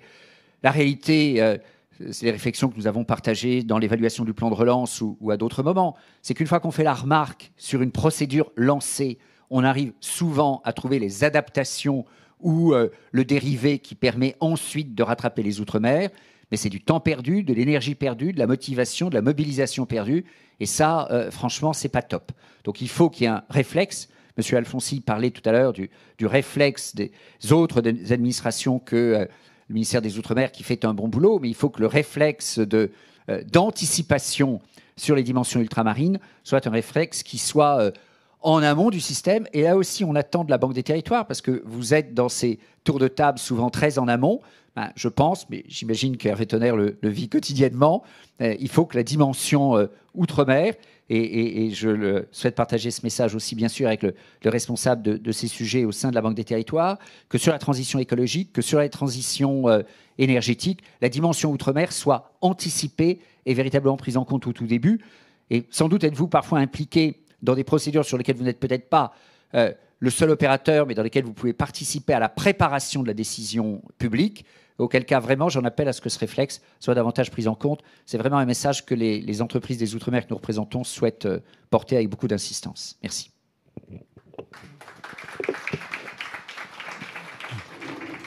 Merci, Président. Donc, je vois un ensemble de messages qui ont été passés, justement. Donc, c'était très bien qu'il y ait le ministère des Outre-mer. Je retiens une donnée, avant de passer la parole à Daniel, président d'Outre-mer Networks. Oui, je pense que le terme est excellent. Catalyseur, c'est comme ça qu'on se perçoit, je pense, avec mes collègues qui sont présents ici, qui sont à disposition des acteurs, des entreprises et des partenaires publics. La Banque des Territoires, elle a une culture un peu mixte, un peu chauve-souris. Elle a un pied dans le public et un pied dans le privé. Et sa vocation, sa légitimité, puisqu'on refuse de se mettre sur des sujets qui ne sont pas les nôtres. On n'est pas dans le régalien, on n'est pas acteur purement privé. C'est d'être plutôt un facilitateur et d'essayer, avec nos moyens, nos unités d'intervention qu'a pu présenter Emmanuel, que ce soit à travers l'offre de produits réglementés ou la prise de risque investisseur, ou encore le conseil en amont, je rebondis, de pouvoir accompagner les acteurs par rapport à ces thématiques. Je suis très heureux aussi de l'intervention de Daniel, puisque vous êtes très complémentaires, puisque voilà, donc Daniel représente peut-être les grands acteurs ultramarins économiques du futur, qui cotiseront à la FEDOM bientôt, j'espère.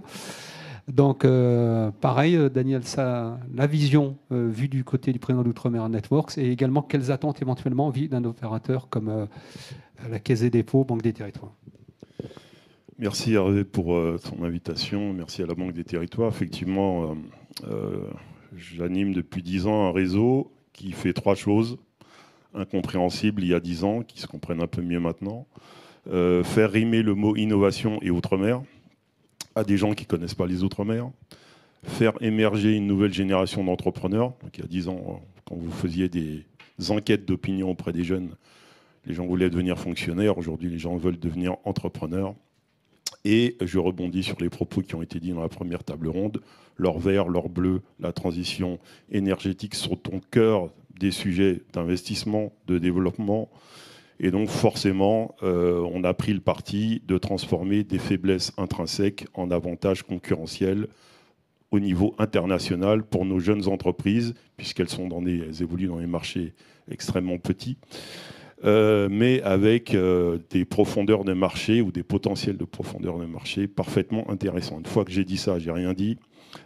Pourquoi ? Parce que les problématiques que vous soulevez en termes de grandes entreprises, imaginez pour des startups, imaginez pour des TPE qui représentent quand même le socle le plus important des entreprises en Outre-mer, il faut en face d'elles des acteurs publics qui comprennent la vision, qui correspondent, et puis il faut du financement. Donc très vite, on est parti sur des sujets soit de rupture, donc j'évoquais tout à l'heure les sujets, j'entendais les sujets de transition, d'électrique. On a beaucoup de startups comme Green Technology qui sont devenus des opérateurs aujourd'hui partout en Outre-mer, qui vous installent vos bornes de recharge, qui travaillent déjà sur les sujets de véhicules to grid, qui travaillent déjà sur les immeubles B2G. Je ne sais pas si vous connaissez ces sujets-là. Donc la capacité d'avoir des immeubles passifs, producteurs d'énergie, mais également, vous allez vous installer, vous allez au travail avec votre voiture, vous pouvez recharger en partie cet immeuble. Il y a des essais en ce moment qui sont en cours à la gare Saint-Charles et on est en train de tester ça depuis 5 ans en Outre-mer. Voilà. Aujourd'hui, on parle d'agriculture beaucoup.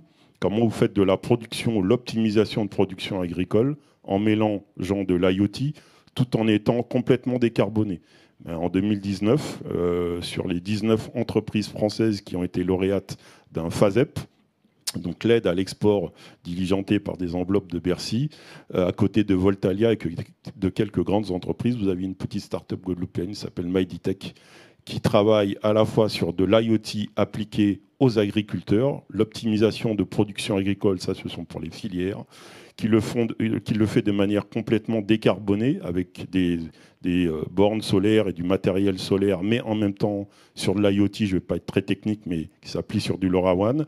Et aujourd'hui, ça donne de l'expertise technique en région qui s'exporte aujourd'hui au gouvernement togolais, donc le Togo, qui n'avait pas de données en temps réel sur ces données météo et ces données pour les coopératives agricoles, aujourd'hui, a comme client et comme fournisseur et prestataire de services une start-up ultramarine. Donc c'est juste pour vous donner une idée qu'on peut avoir des toutes petites start-up qui ont une bonne vision et avoir un marché extrêmement scalable. J'entends beaucoup parler d'Orvers, qui sont vraiment le grand champ. On a interpellé Madame Christine Lagarde il n'y a pas longtemps. Salon mondial de la biodiversité, grosse communication. Et elle s'exclame en disant, de manière tout à fait juste d'ailleurs, il est temps que la France ait enfin ses actifs et ses principes actifs et ses futures pépites en pharmacologie. Et on lui dit, mais Madame Lagarde, ça existe, ça fait 10 ans que ça existe en Outre-mer, ça s'appelle le projet Biostratège, avec une femme formidable, Marianne Royer, qui a fait ce travail-là au Canada sur le traitement des déchets de la filière bois, qui a réussi à faire des choses magnifiques avec des grands groupes et qui a décidé de revenir en Guyane. Au Canada, vous avez 120 à 130 espèces de bois. En Guyane, vous en avez 1200. Vous vous rendez compte du potentiel extraordinaire que vous pouvez faire. Et là encore, on couple l'énergie à l'Orvers et à l'ESS. Pourquoi ? Parce qu'elle a décidé de travailler en partenariat avec des opérateurs qui, eux, sont très classiques, travaillent sur du solaire plein champ, en leur disant, mais sous vos panneaux photovoltaïques, qu'est-ce que vous y mettez ? Et donc, je trouve qu'il y a une vision extrêmement pertinente. On a pu échanger aussi avec le groupe Akio Énergie, comment vous faites du maraîchage, comment vous faites du goutte à goutte, faire venir du goutte à goutte, et mettez en pratique vos serres solaires pour à la fois mêler la production de photovoltaïque, mais aussi contribuer à créer de l'activité en dessous. Donc je ne cesse, à chaque fois que je revois les partenaires et les élus et les présidents de région en leur disant ne faites surtout plus de plein champ, c'est une hérésie, mais pensez à avoir une complémentarité avec votre implantation de production, et puis surtout qu'on a des sujets en toiture qui sont encore sous-évalués. Pour finir, je dirais que la problématique auquel nous nous heurtons encore, du point de vue des startups, c'est bien sûr le manque de convergence entre des petites entités et des grands groupes ou des gros corporates. Et sans doute là, y a-t-il une complémentarité d'activités à imaginer et à créer ? Ça se fait dans toutes les régions de France, absolument. Et je pense que là, il y aurait des valeurs extrêmement pertinentes. Je pense à Total qui travaille avec eSIMS. Je pense à Gaïa qui travaille aujourd'hui avec beaucoup de collectivités, qui a commencé sur la production de chauffe-eau solaire très, très classique et puis qui maintenant est en train d'ubériser la production de climatisation solaire. Pour ceux qui connaissent les sujets de climatisation solaire, on était sur des coûts de CAPEX assez importants et vous avez des startups qui, enfin c'est même plus une startup, c'est un petit groupe maintenant, qui à La Réunion arrive à faire de la climatisation solaire à des coûts extrêmement compétitifs. Et donc voilà, notre travail, c'est ça, c'est d'essayer de repérer des beaux sujets qui vont à la fois créer de la réduction d'empreinte environnementale, qui vont à la fois générer de la réduction du coût de l'énergie fossile, si l'on connaît. On travaille beaucoup sur les sujets de drones aujourd'hui. On est beaucoup dans des sujets d'îles, inter-îles, communication. La question des drones à forte payload se pose. On a beaucoup de compatriotes, pour ceux qui connaissent la Guyane, Boréal se développe, mais vous avez aussi son concurrent, Penn Aviation, qui se développe beaucoup en Malaisie. Ce sont des Martiniquais qui viennent de signer avec DHL Asie et qui arrivent en ce moment sur les Antilles. Voilà.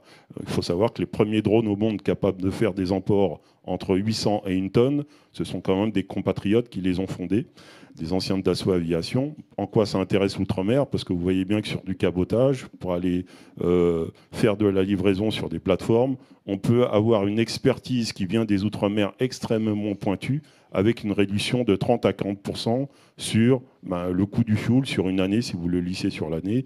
Et je ne parle même pas des sujets de masse salariale et d'empreinte carbone pour les bateaux qui sont en charge de faire du cabotage tout au long de l'année sur nos îles.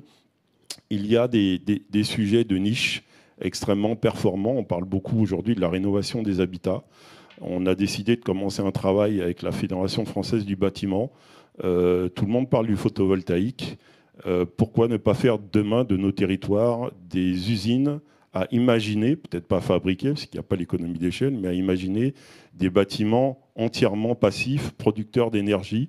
Ça fait des années qu'on discute avec le CNES ou le CEA sur les sujets de vitres solaires. Et pourquoi ne pas pousser cette question? On travaille aussi avec les Pays-Bas. Le pays est très vert chez nous. Il y a beaucoup de plantes, il y a beaucoup d'eau. Est-ce que vous savez qu'on peut produire de l'électricité à partir des plantes liées à des projets de photosynthèse, à des programmations de photosynthèse avec des piles qui sont connues? C'est un dispositif qui est connu depuis plus de 50 ans. Certes, c'est un petit peu gadget. Là où nous ne regardons pas, les Pays-Bas regardent, les universités du Pays-Bas équipent leur toiture aujourd'hui avec la pile à combustible. Voilà. Et donc ça, ce sont des petits sujets, petit à petit, bout à bout, qui permettent peut-être d'avancer vers une souveraineté énergétique sur des territoires insulaires.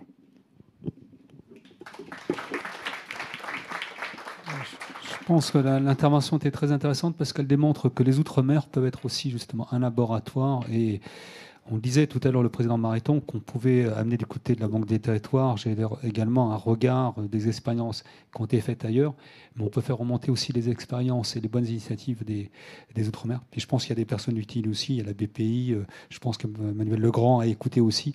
Il y a de quoi avoir, avec Outre-mer Networks, du côté de la Banque des Territoires, des synergies utiles à creuser. À l'initiative d'ailleurs de Christophe Laurent, donc on a un intervenant de la zone également du bassin atlantique qui devrait être connecté, donc Monsieur Mézières. Donc si je vous laisse la parole, puisque vous êtes dans la réalisation, vous êtes dans le concret aussi. On aura après votre intervention aussi une capsule pour illustrer du côté de la Polynésie également, donc une intervention pour montrer qu'on couvre les trois océans, comme dirait une autre banque publique d'investissement. Mais je vous laisse la parole, Monsieur Mézières. Très bien, bonjour. Merci pour l'invitation à la Banque des Territoires. Je ne sais pas si vous m'entendez. Oui. Très bien, merci. Donc, j'interviens aujourd'hui effectivement en tant que président du pôle d'innovation Synergie et aussi en tant que président du groupe Génergie que j'ai fondé en 2010. Donc, Synergie, en fait, c'est un pôle d'innovation qui a été créé en 2008 sous l'impulsion en Guadeloupe, sous l'impulsion d'entrepreneurs, de centres de recherche et aussi de collectivités dans la région Guadeloupe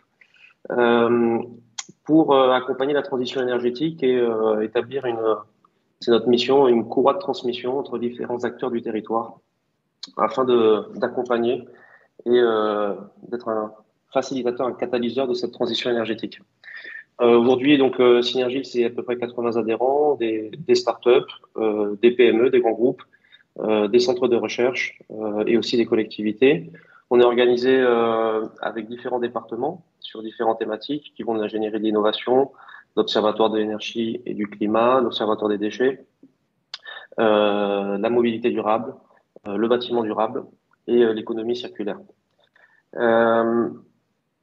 Pour revenir un peu à la thématique que vous évoquiez tout à l'heure, est-ce que cette transition énergétique en Outre-mer est perçue comme une menace ou comme une opportunité? Ce qu'on voit, enfin ce qu'on sait lorsque des gens qui ne connaissent moins bien l'outre-mer pensent à l'outre-mer, on a remarqué, c'est que tout de suite on pense à nos forces. Et effectivement, on a des forces. On a parlé, les précédents intervenants parlaient des gisements qui sont très nombreux en énergie renouvelable. On peut dire que l'outre-mer quelque part c'est le pays de cocagne du gisement d'énergie renouvelable. On a du solaire, on a de l'éolien, on a de la géothermie, on a de la biomasse locale, on a de l'hydraulique aussi, on a de l'énergie de la mer. Mais on peut aussi citer au titre de nos forces, je pense, une certaine créativité.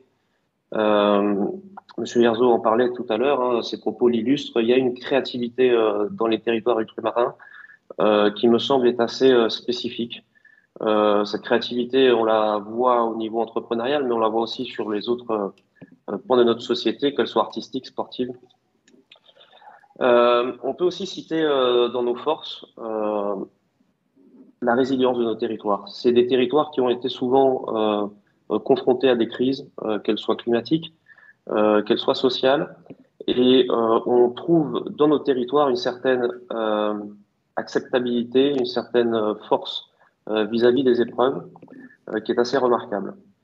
Moi, je suis assez surpris en tant que Guadeloupéen de la résilience, de la patience qu'a eu la société guadeloupéenne face à une crise de l'eau qui dure depuis maintenant plus d'une décennie et qui amène des situations complètement ubuesques pour le commun des Français. On cite souvent aussi notre taille comme une faiblesse. Moi, je peux aussi la voir comme une force. Parce que quand il s'agit d'opérer une transition d'une civilisation, hein, faut lâcher le mot, il est intéressant en fait de démarrer sur des territoires peut-être de plus petite échelle avant d'envisager et pour, si j'ose dire, paver le chemin de la grande transition du continent. Alors ces forces, elles font une promesse qui place en fait cette transition énergétique d'abord comme une opportunité pour nos territoires. Moi, je peux le témoigner en tant que des yeux de môme que j'avais quand j'étais ici en Guadeloupe et que j'ai vu les premières champs d'éoliennes en 1994 raccordés sur le réseau de la Désirade, le réseau public. C'était une première en France à l'époque. Je peux vous dire que cette transition énergétique, depuis longtemps, elle tient une promesse d'autonomie énergétique, de réduction de notre dépendance, d'amélioration aussi de notre résilience, mais aussi de création d'emplois. Hein. Le sujet de l'emploi, on l'évoquait tout à l'heure, est un sujet majeur chez nous. Et bien sûr, une promesse de réduire la pollution et d'améliorer notre cadre de vie, en particulier la réduction de la pollution de l'air. Alors, dans les faits, c'est beaucoup plus compliqué. Cette transition énergétique, elle est d'autant plus compliquée que, en fait, c'est pas une transition isolée de l'énergie. Lorsqu'on parle de transition énergétique, en fait, on parle d'une transition complète de la société, parce qu'il s'agit de transiter aussi l'habitat, il s'agit de transiter l'agriculture, il s'agit de transiter le social et les filières de formation, de compétences et des emplois, et il s'agit aussi, on l'a évoqué tout à l'heure, de faire une transition fiscale, puisqu'aujourd'hui, une part importante de la fiscalité des collectivités outre-mer repose sur les produits pétroliers et sur le fossile.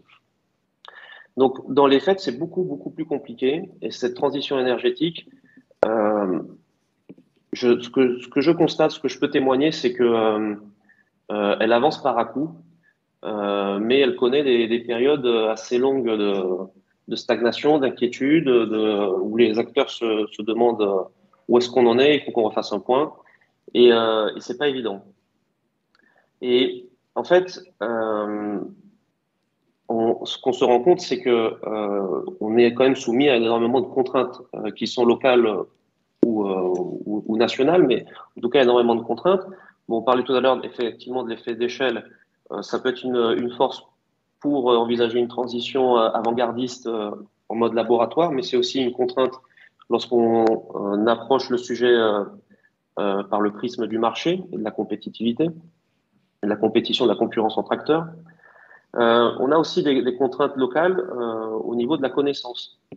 Et c'est une des missions où on œuvre à Synergile, c'est de construire et enrichir cette connaissance, notamment avec des chiffres fiables de la consommation, de la production d'énergie, mais aussi par la caractérisation des gisements.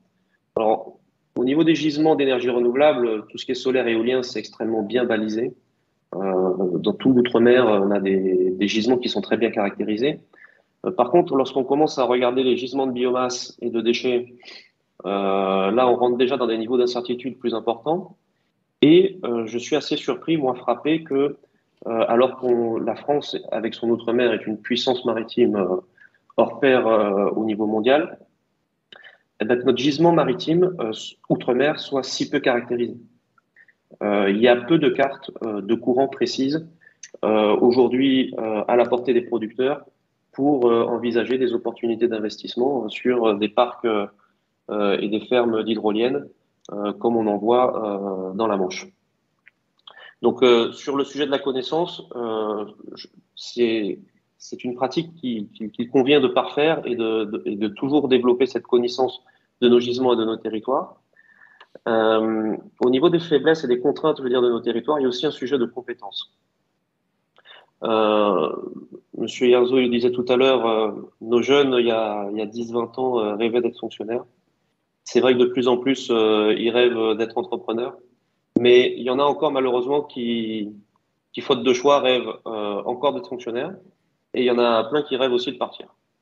On a ce phénomène de masse qui doit nous interroger de départ de jeunes vers l'Hexagone ou maintenant vers le Canada et même à l'international. Hein, les jeunes d'outre-mer réussissent aussi à l'international. Mais en tout cas, on a un départ.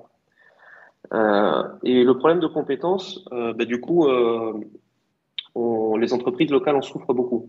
Et celles qui en souffrent le plus, c'est les TPE ou les startups. Parce que lorsqu'il s'agit d'attirer des jeunes localement, on est en concurrence avec des multinationales, que ce soit EDF, Albioma, Total Cadran. Je peux vous dire que vous devez être très imaginatif et très créatif pour apporter d'autres arguments que la paye. Le problème de compétences, il est aussi très criant, je le dis avec franchise, dans nos collectivités. Et on a une difficulté à structurer, en fait, à penser cette transition, à penser le territoire et à passer en chefferie de projet. Au niveau de notre collectivité, j'en veux pour preuve, pour moi c'est un chiffre qui est très éloquent, c'est le taux quasi nul aux Antilles d'équipement des bâtiments publics en solaire. Le privé joue le jeu, mais aux Antilles et en Guyane, le taux d'équipement du bâtiment public en photovoltaïque est très faible, et beaucoup plus faible que celui du privé.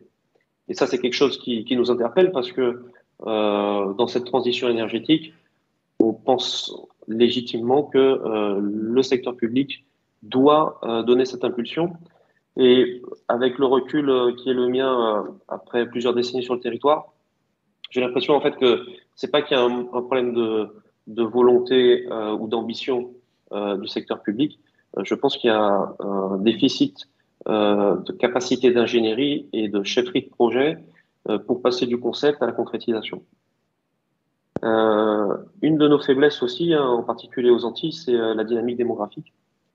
J'en parlais tout à l'heure. Il y a l'exode de nos jeunes, mais il y a aussi un vieillissement de notre population qui fait que les projections sont assez pessimistes et alarmantes. Quand vous êtes jeune entrepreneur, que même si vous ne faites pas des budgets à 20 ans, mais vous faites quand même un business plan, vous ne pouvez pas ignorer le fait démographique lorsque vous établissez des prévisions de production, de consommation de services. Et comme contrainte, je dirais, on est en fait devant une transition qui est extrêmement complexe parce qu'il s'agit de passer d'une situation en fait donnée actuelle où on est passé d'un monopole sur le secteur de l'énergie dans le secteur électrique. On est toujours sur un monopole sur le secteur des carburants, donc on est passé de 2 monopoles il y a 20 ans. Aujourd'hui, en fait, il y a 10 ans, on était sur un duopole EDF-Albioma pour les Antilles sur le marché de l'électricité et toujours un monopole sur le secteur des carburants. Aujourd'hui, en 2022, on n'est plus dans des situations de duopole si on regarde le nombre d'acteurs sur la chaîne de production d'énergie renouvelable. Par contre, si on regarde les grands ensembles financiers d'investissement et de flux, la situation est duopolistique sur le marché de l'électricité et monopolistique sur le secteur du carburant. Donc on part de cet état de ce point de départ et il s'agit d'imaginer une transition dans ce secteur de l'énergie qui est très concentré à la base. Et donc, il y aura une très grosse complexité pour réussir cette transition, d'autant plus que cette transition doit s'accompagner d'une transition globale de toutes les composantes de la société. Donc, les menaces, concrètement, cette transition énergétique, c'est pas qu'elle menace en elle-même nos territoires, c'est qu'elle n'est pas à l'abri de certaines menaces.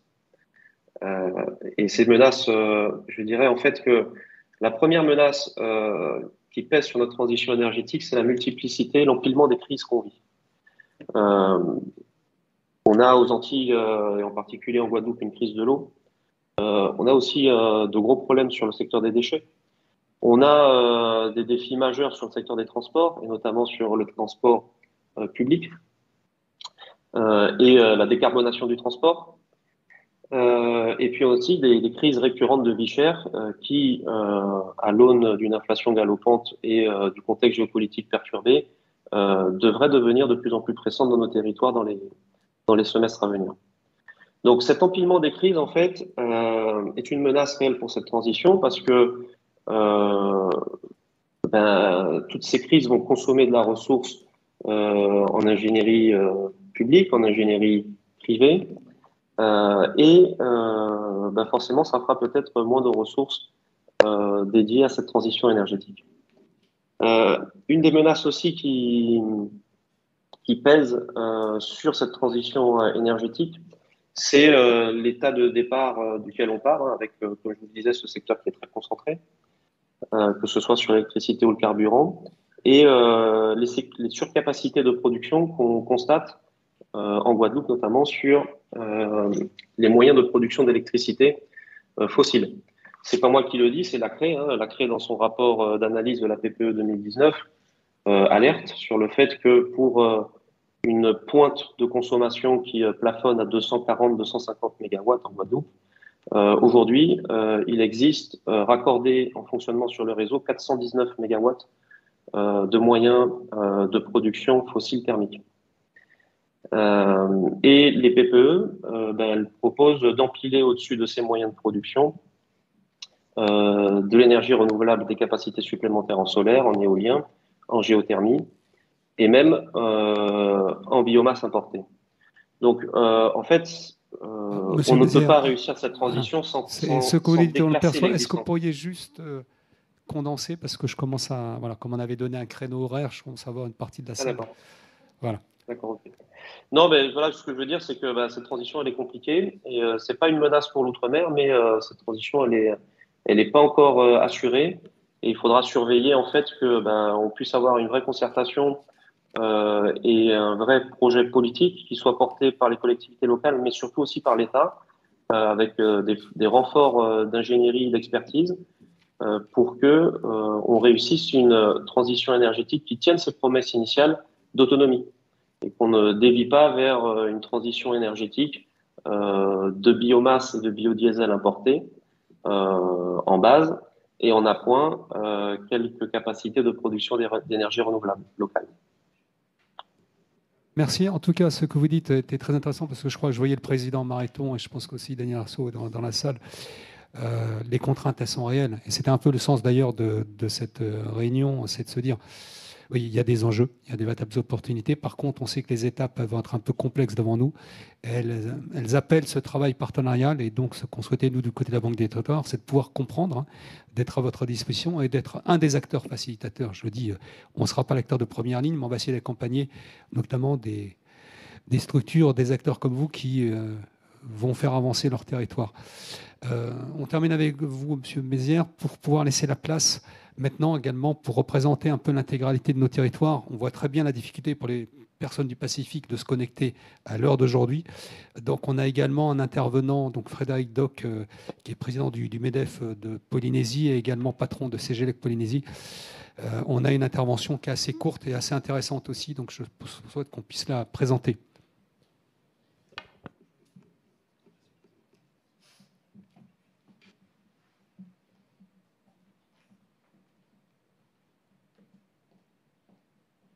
Bonjour, je m'appelle Frédéric Doc et je suis directeur de Vinci Énergie en Polynésie. Je suis aujourd'hui interrogé par la Banque des Territoires sur la transition énergétique et écologique de notre pays. D'abord, quelques éléments de contexte. Polynésie, qui est dépendante aux hydrocarbures pour son énergie primaire à hauteur de 94%, s'est fixé comme objectif de réduire de 50% ses émissions de gaz à effet de serre d'ici 2030. Rappelons qu'en Polynésie, du fait de cette dépendance aux hydrocarbures, notre niveau d'émissions par habitant est équivalent à celui d'un métropolitain. Il y a donc urgence à se rendre moins dépendant du pétrole, mais surtout d'assurer un développement respectueux de notre environnement. Pour commencer, le gouvernement de la Polynésie française a fixé un objectif pour notre production d'électricité qui représente, elle, un tiers de ses émissions de gaz à effet de serre. Celui de passer de 30% de pénétration des énergies renouvelables aujourd'hui à 75% à l'horizon 2030. Pour y parvenir, le pays a déjà lancé des appels à projets. 30 MW de fermes solaires sur la base de financements totalement privés et sans subvention. Important de le préciser.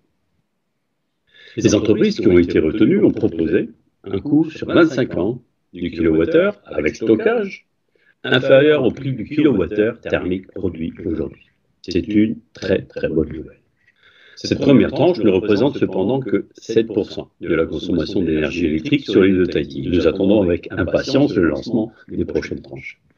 Dans un autre registre, le pays a aussi lancé la réalisation d'un SWAC, qui substituera 40% de la consommation électrique du centre hospitalier de Polynésie française, et pour lequel Vinci a construit la canalisation qui pompe 1000 m3 par heure d'eau froide à près de 1000 mètres de profondeur, ainsi que le process qui transfère cette quantité de froid, quantité d'énergie, par échangeur au réseau de climatisation du centre hospitalier, supprimant quasi totalement la production de froid d'origine électrique. Ce système sera opérationnel d'ici quelques semaines.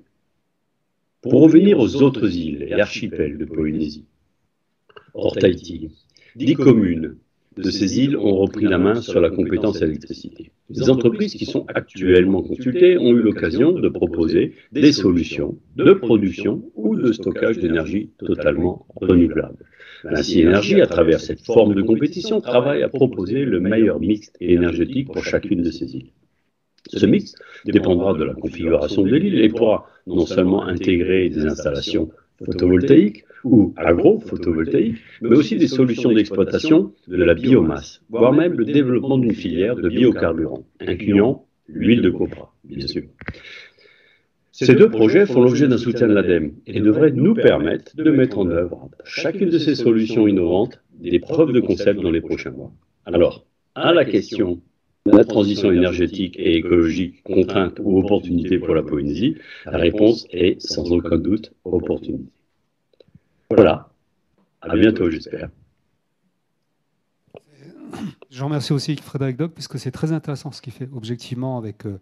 On retombe après sur la logique des circuits courts et d'une économie endogène, de pouvoir faire du photovoltaïque, notamment couplé à des centrales hybrides dans les îles éloignées, où on aurait du biocarburant de copra. Donc ça serait quelque chose de très pertinent pour des territoires alignés et tout ce qu'on a indiqué en termes d'équilibre des marchés, d'étroitesse des marchés. Je propose, pour tenir un peu le timing, que comme on avait un grand témoin pour ouvrir, on ait un grand témoin pour faire la conclusion avant juste le final, de vous dire au revoir avec mes deux camarades, Nathalie Infante et Christophe Laurent, que le professeur Foucault, qui a entendu beaucoup de choses, nous dise un petit peu ce qu'il a pu retenir de cette...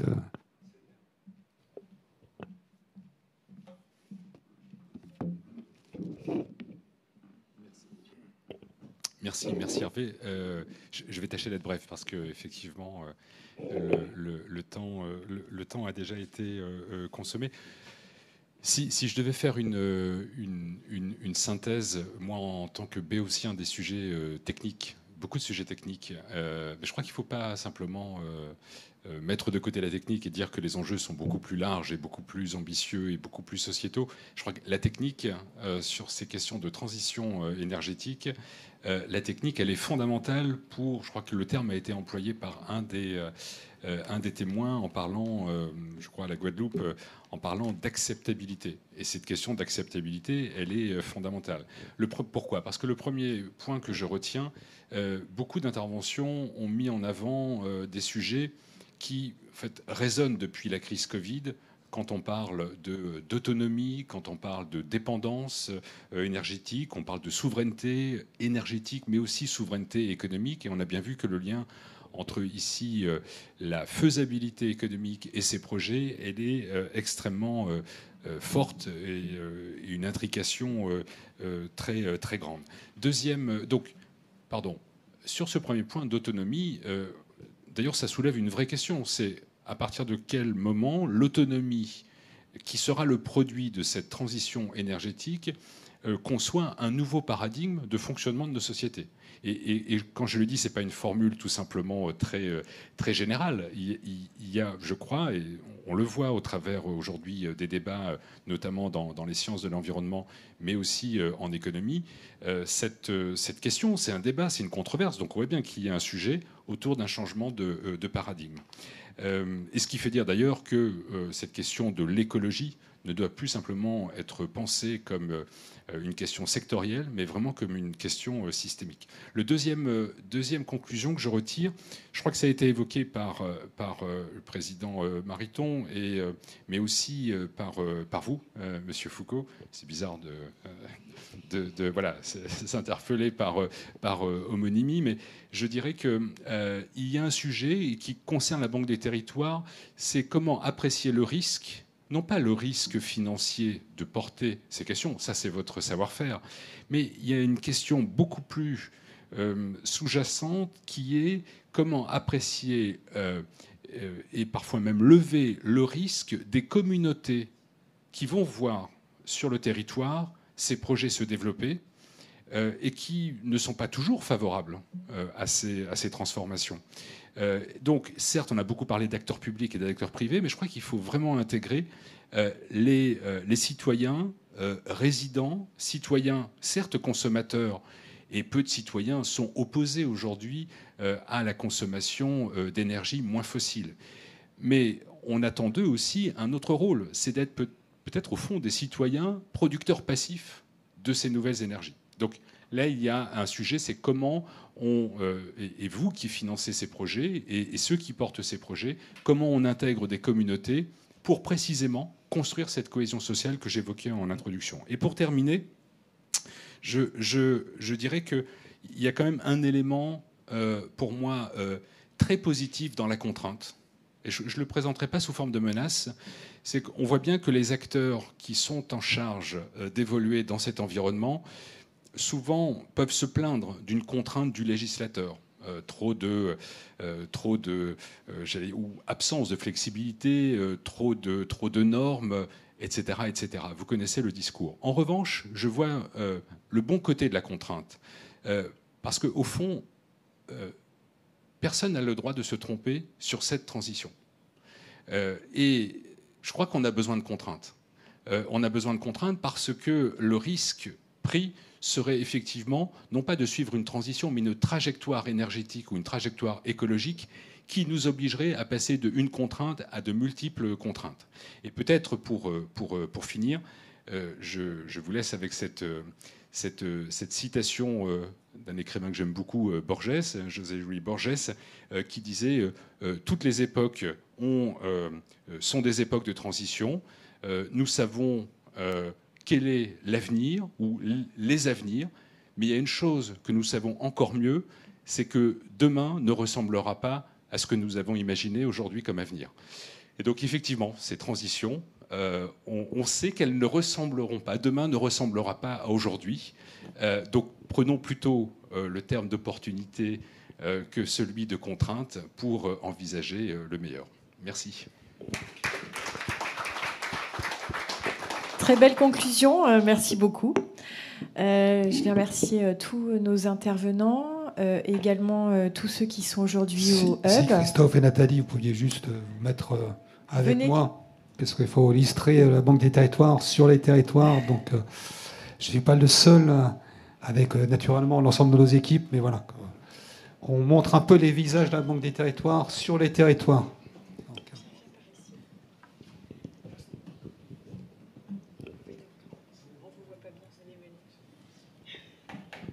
Alors, juste un mot, d'abord pour vous féliciter de l'organisation de cette séquence, parce que je crois qu'on partage un diagnostic, et je pense que c'est toujours bien de partager un diagnostic de départ et puis surtout d'action.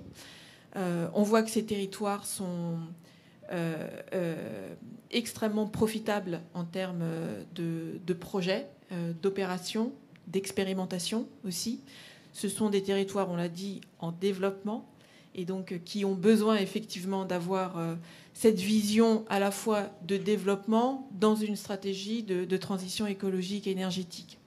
Et puis, évidemment, ce sujet d'articulation des acteurs publics et des acteurs privés, auquel je pense on travaille quotidiennement, qui est un enjeu, mais je suis persuadée que on a tous en tête cet enjeu qui est extrêmement fort pour chacun d'entre nous. Et c'est une condition de réussite, évidemment, de ces projets qui sont nécessaires pour l'avenir de ces différents territoires. quelques mots également, mais évidemment pour remercier l'ensemble des participants, des intervenants. Hervé qui a porté, cette première pour les territoires ultramarins en notre nom. En complément de ce que disait Nathalie, je pense que oui, si on est là, c'est qu'on en était convaincus que c'était une opportunité, je pense, toutes et tous.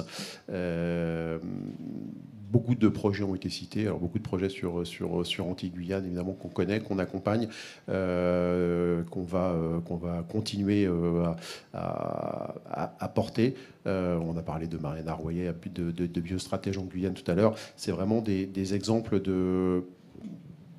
Je pense sur les territoires ultramarins, de toute l'agilité de la Banque des territoires, puisqu'on le dit, c'était M. Foucault de la DGOM qui en parlait tout à l'heure, M. Alfonsi de la DGOM, sur l'agilité qu'on doit avoir et sur la manière d'adapter nos outils. Et je crois qu'on est là aussi... on prouvera la semaine prochaine avec le déplacement donc, du directeur de la Banque des Territoires, Olivier Sichel, sur le territoire des Antilles, la manière justement de... on a évoqué tout à l'heure, est-ce qu'il faut que les territoires d'outre-mer soient finalement précurseurs et qu'on vienne derrière dupliquer de manière plus industrielle. Nous, en tout cas, déjà, on s'efforce aussi de faire que ce qui se passe en métropole, on puisse aussi l'implémenter et l'utiliser et le mettre en œuvre en outre-mer. Et je pense notamment à des choses avec Andrés Mézières qui est intervenu tout à l'heure sur l'adaptation de l'outil Prioréno, donc comment on peut aussi accompagner les collectivités dans la priorisation de leurs choix. On parlait, il n'y a pas assez de toitures photovoltaïques, ben voilà, on va essayer aussi de déployer ça sur nos territoires. Merci encore. Et on se retrouvera pour d'autres séquences dédiées aux Outre-mer. On va essayer d'en faire une tous les 6 mois à peu près, donc une prochaine certainement sur des sujets innovants. Également le 7 juillet, comme je vous le disais, un événement de notre cycle adaptation au changement climatique sur les risques littoraux. Donc n'hésitez pas à vous inscrire. Et donc un grand merci à tous nos intervenants, à mes collègues de la Banque des Territoires, et puis à tous les participants ici au Hub et à distance. Et donc à très bientôt.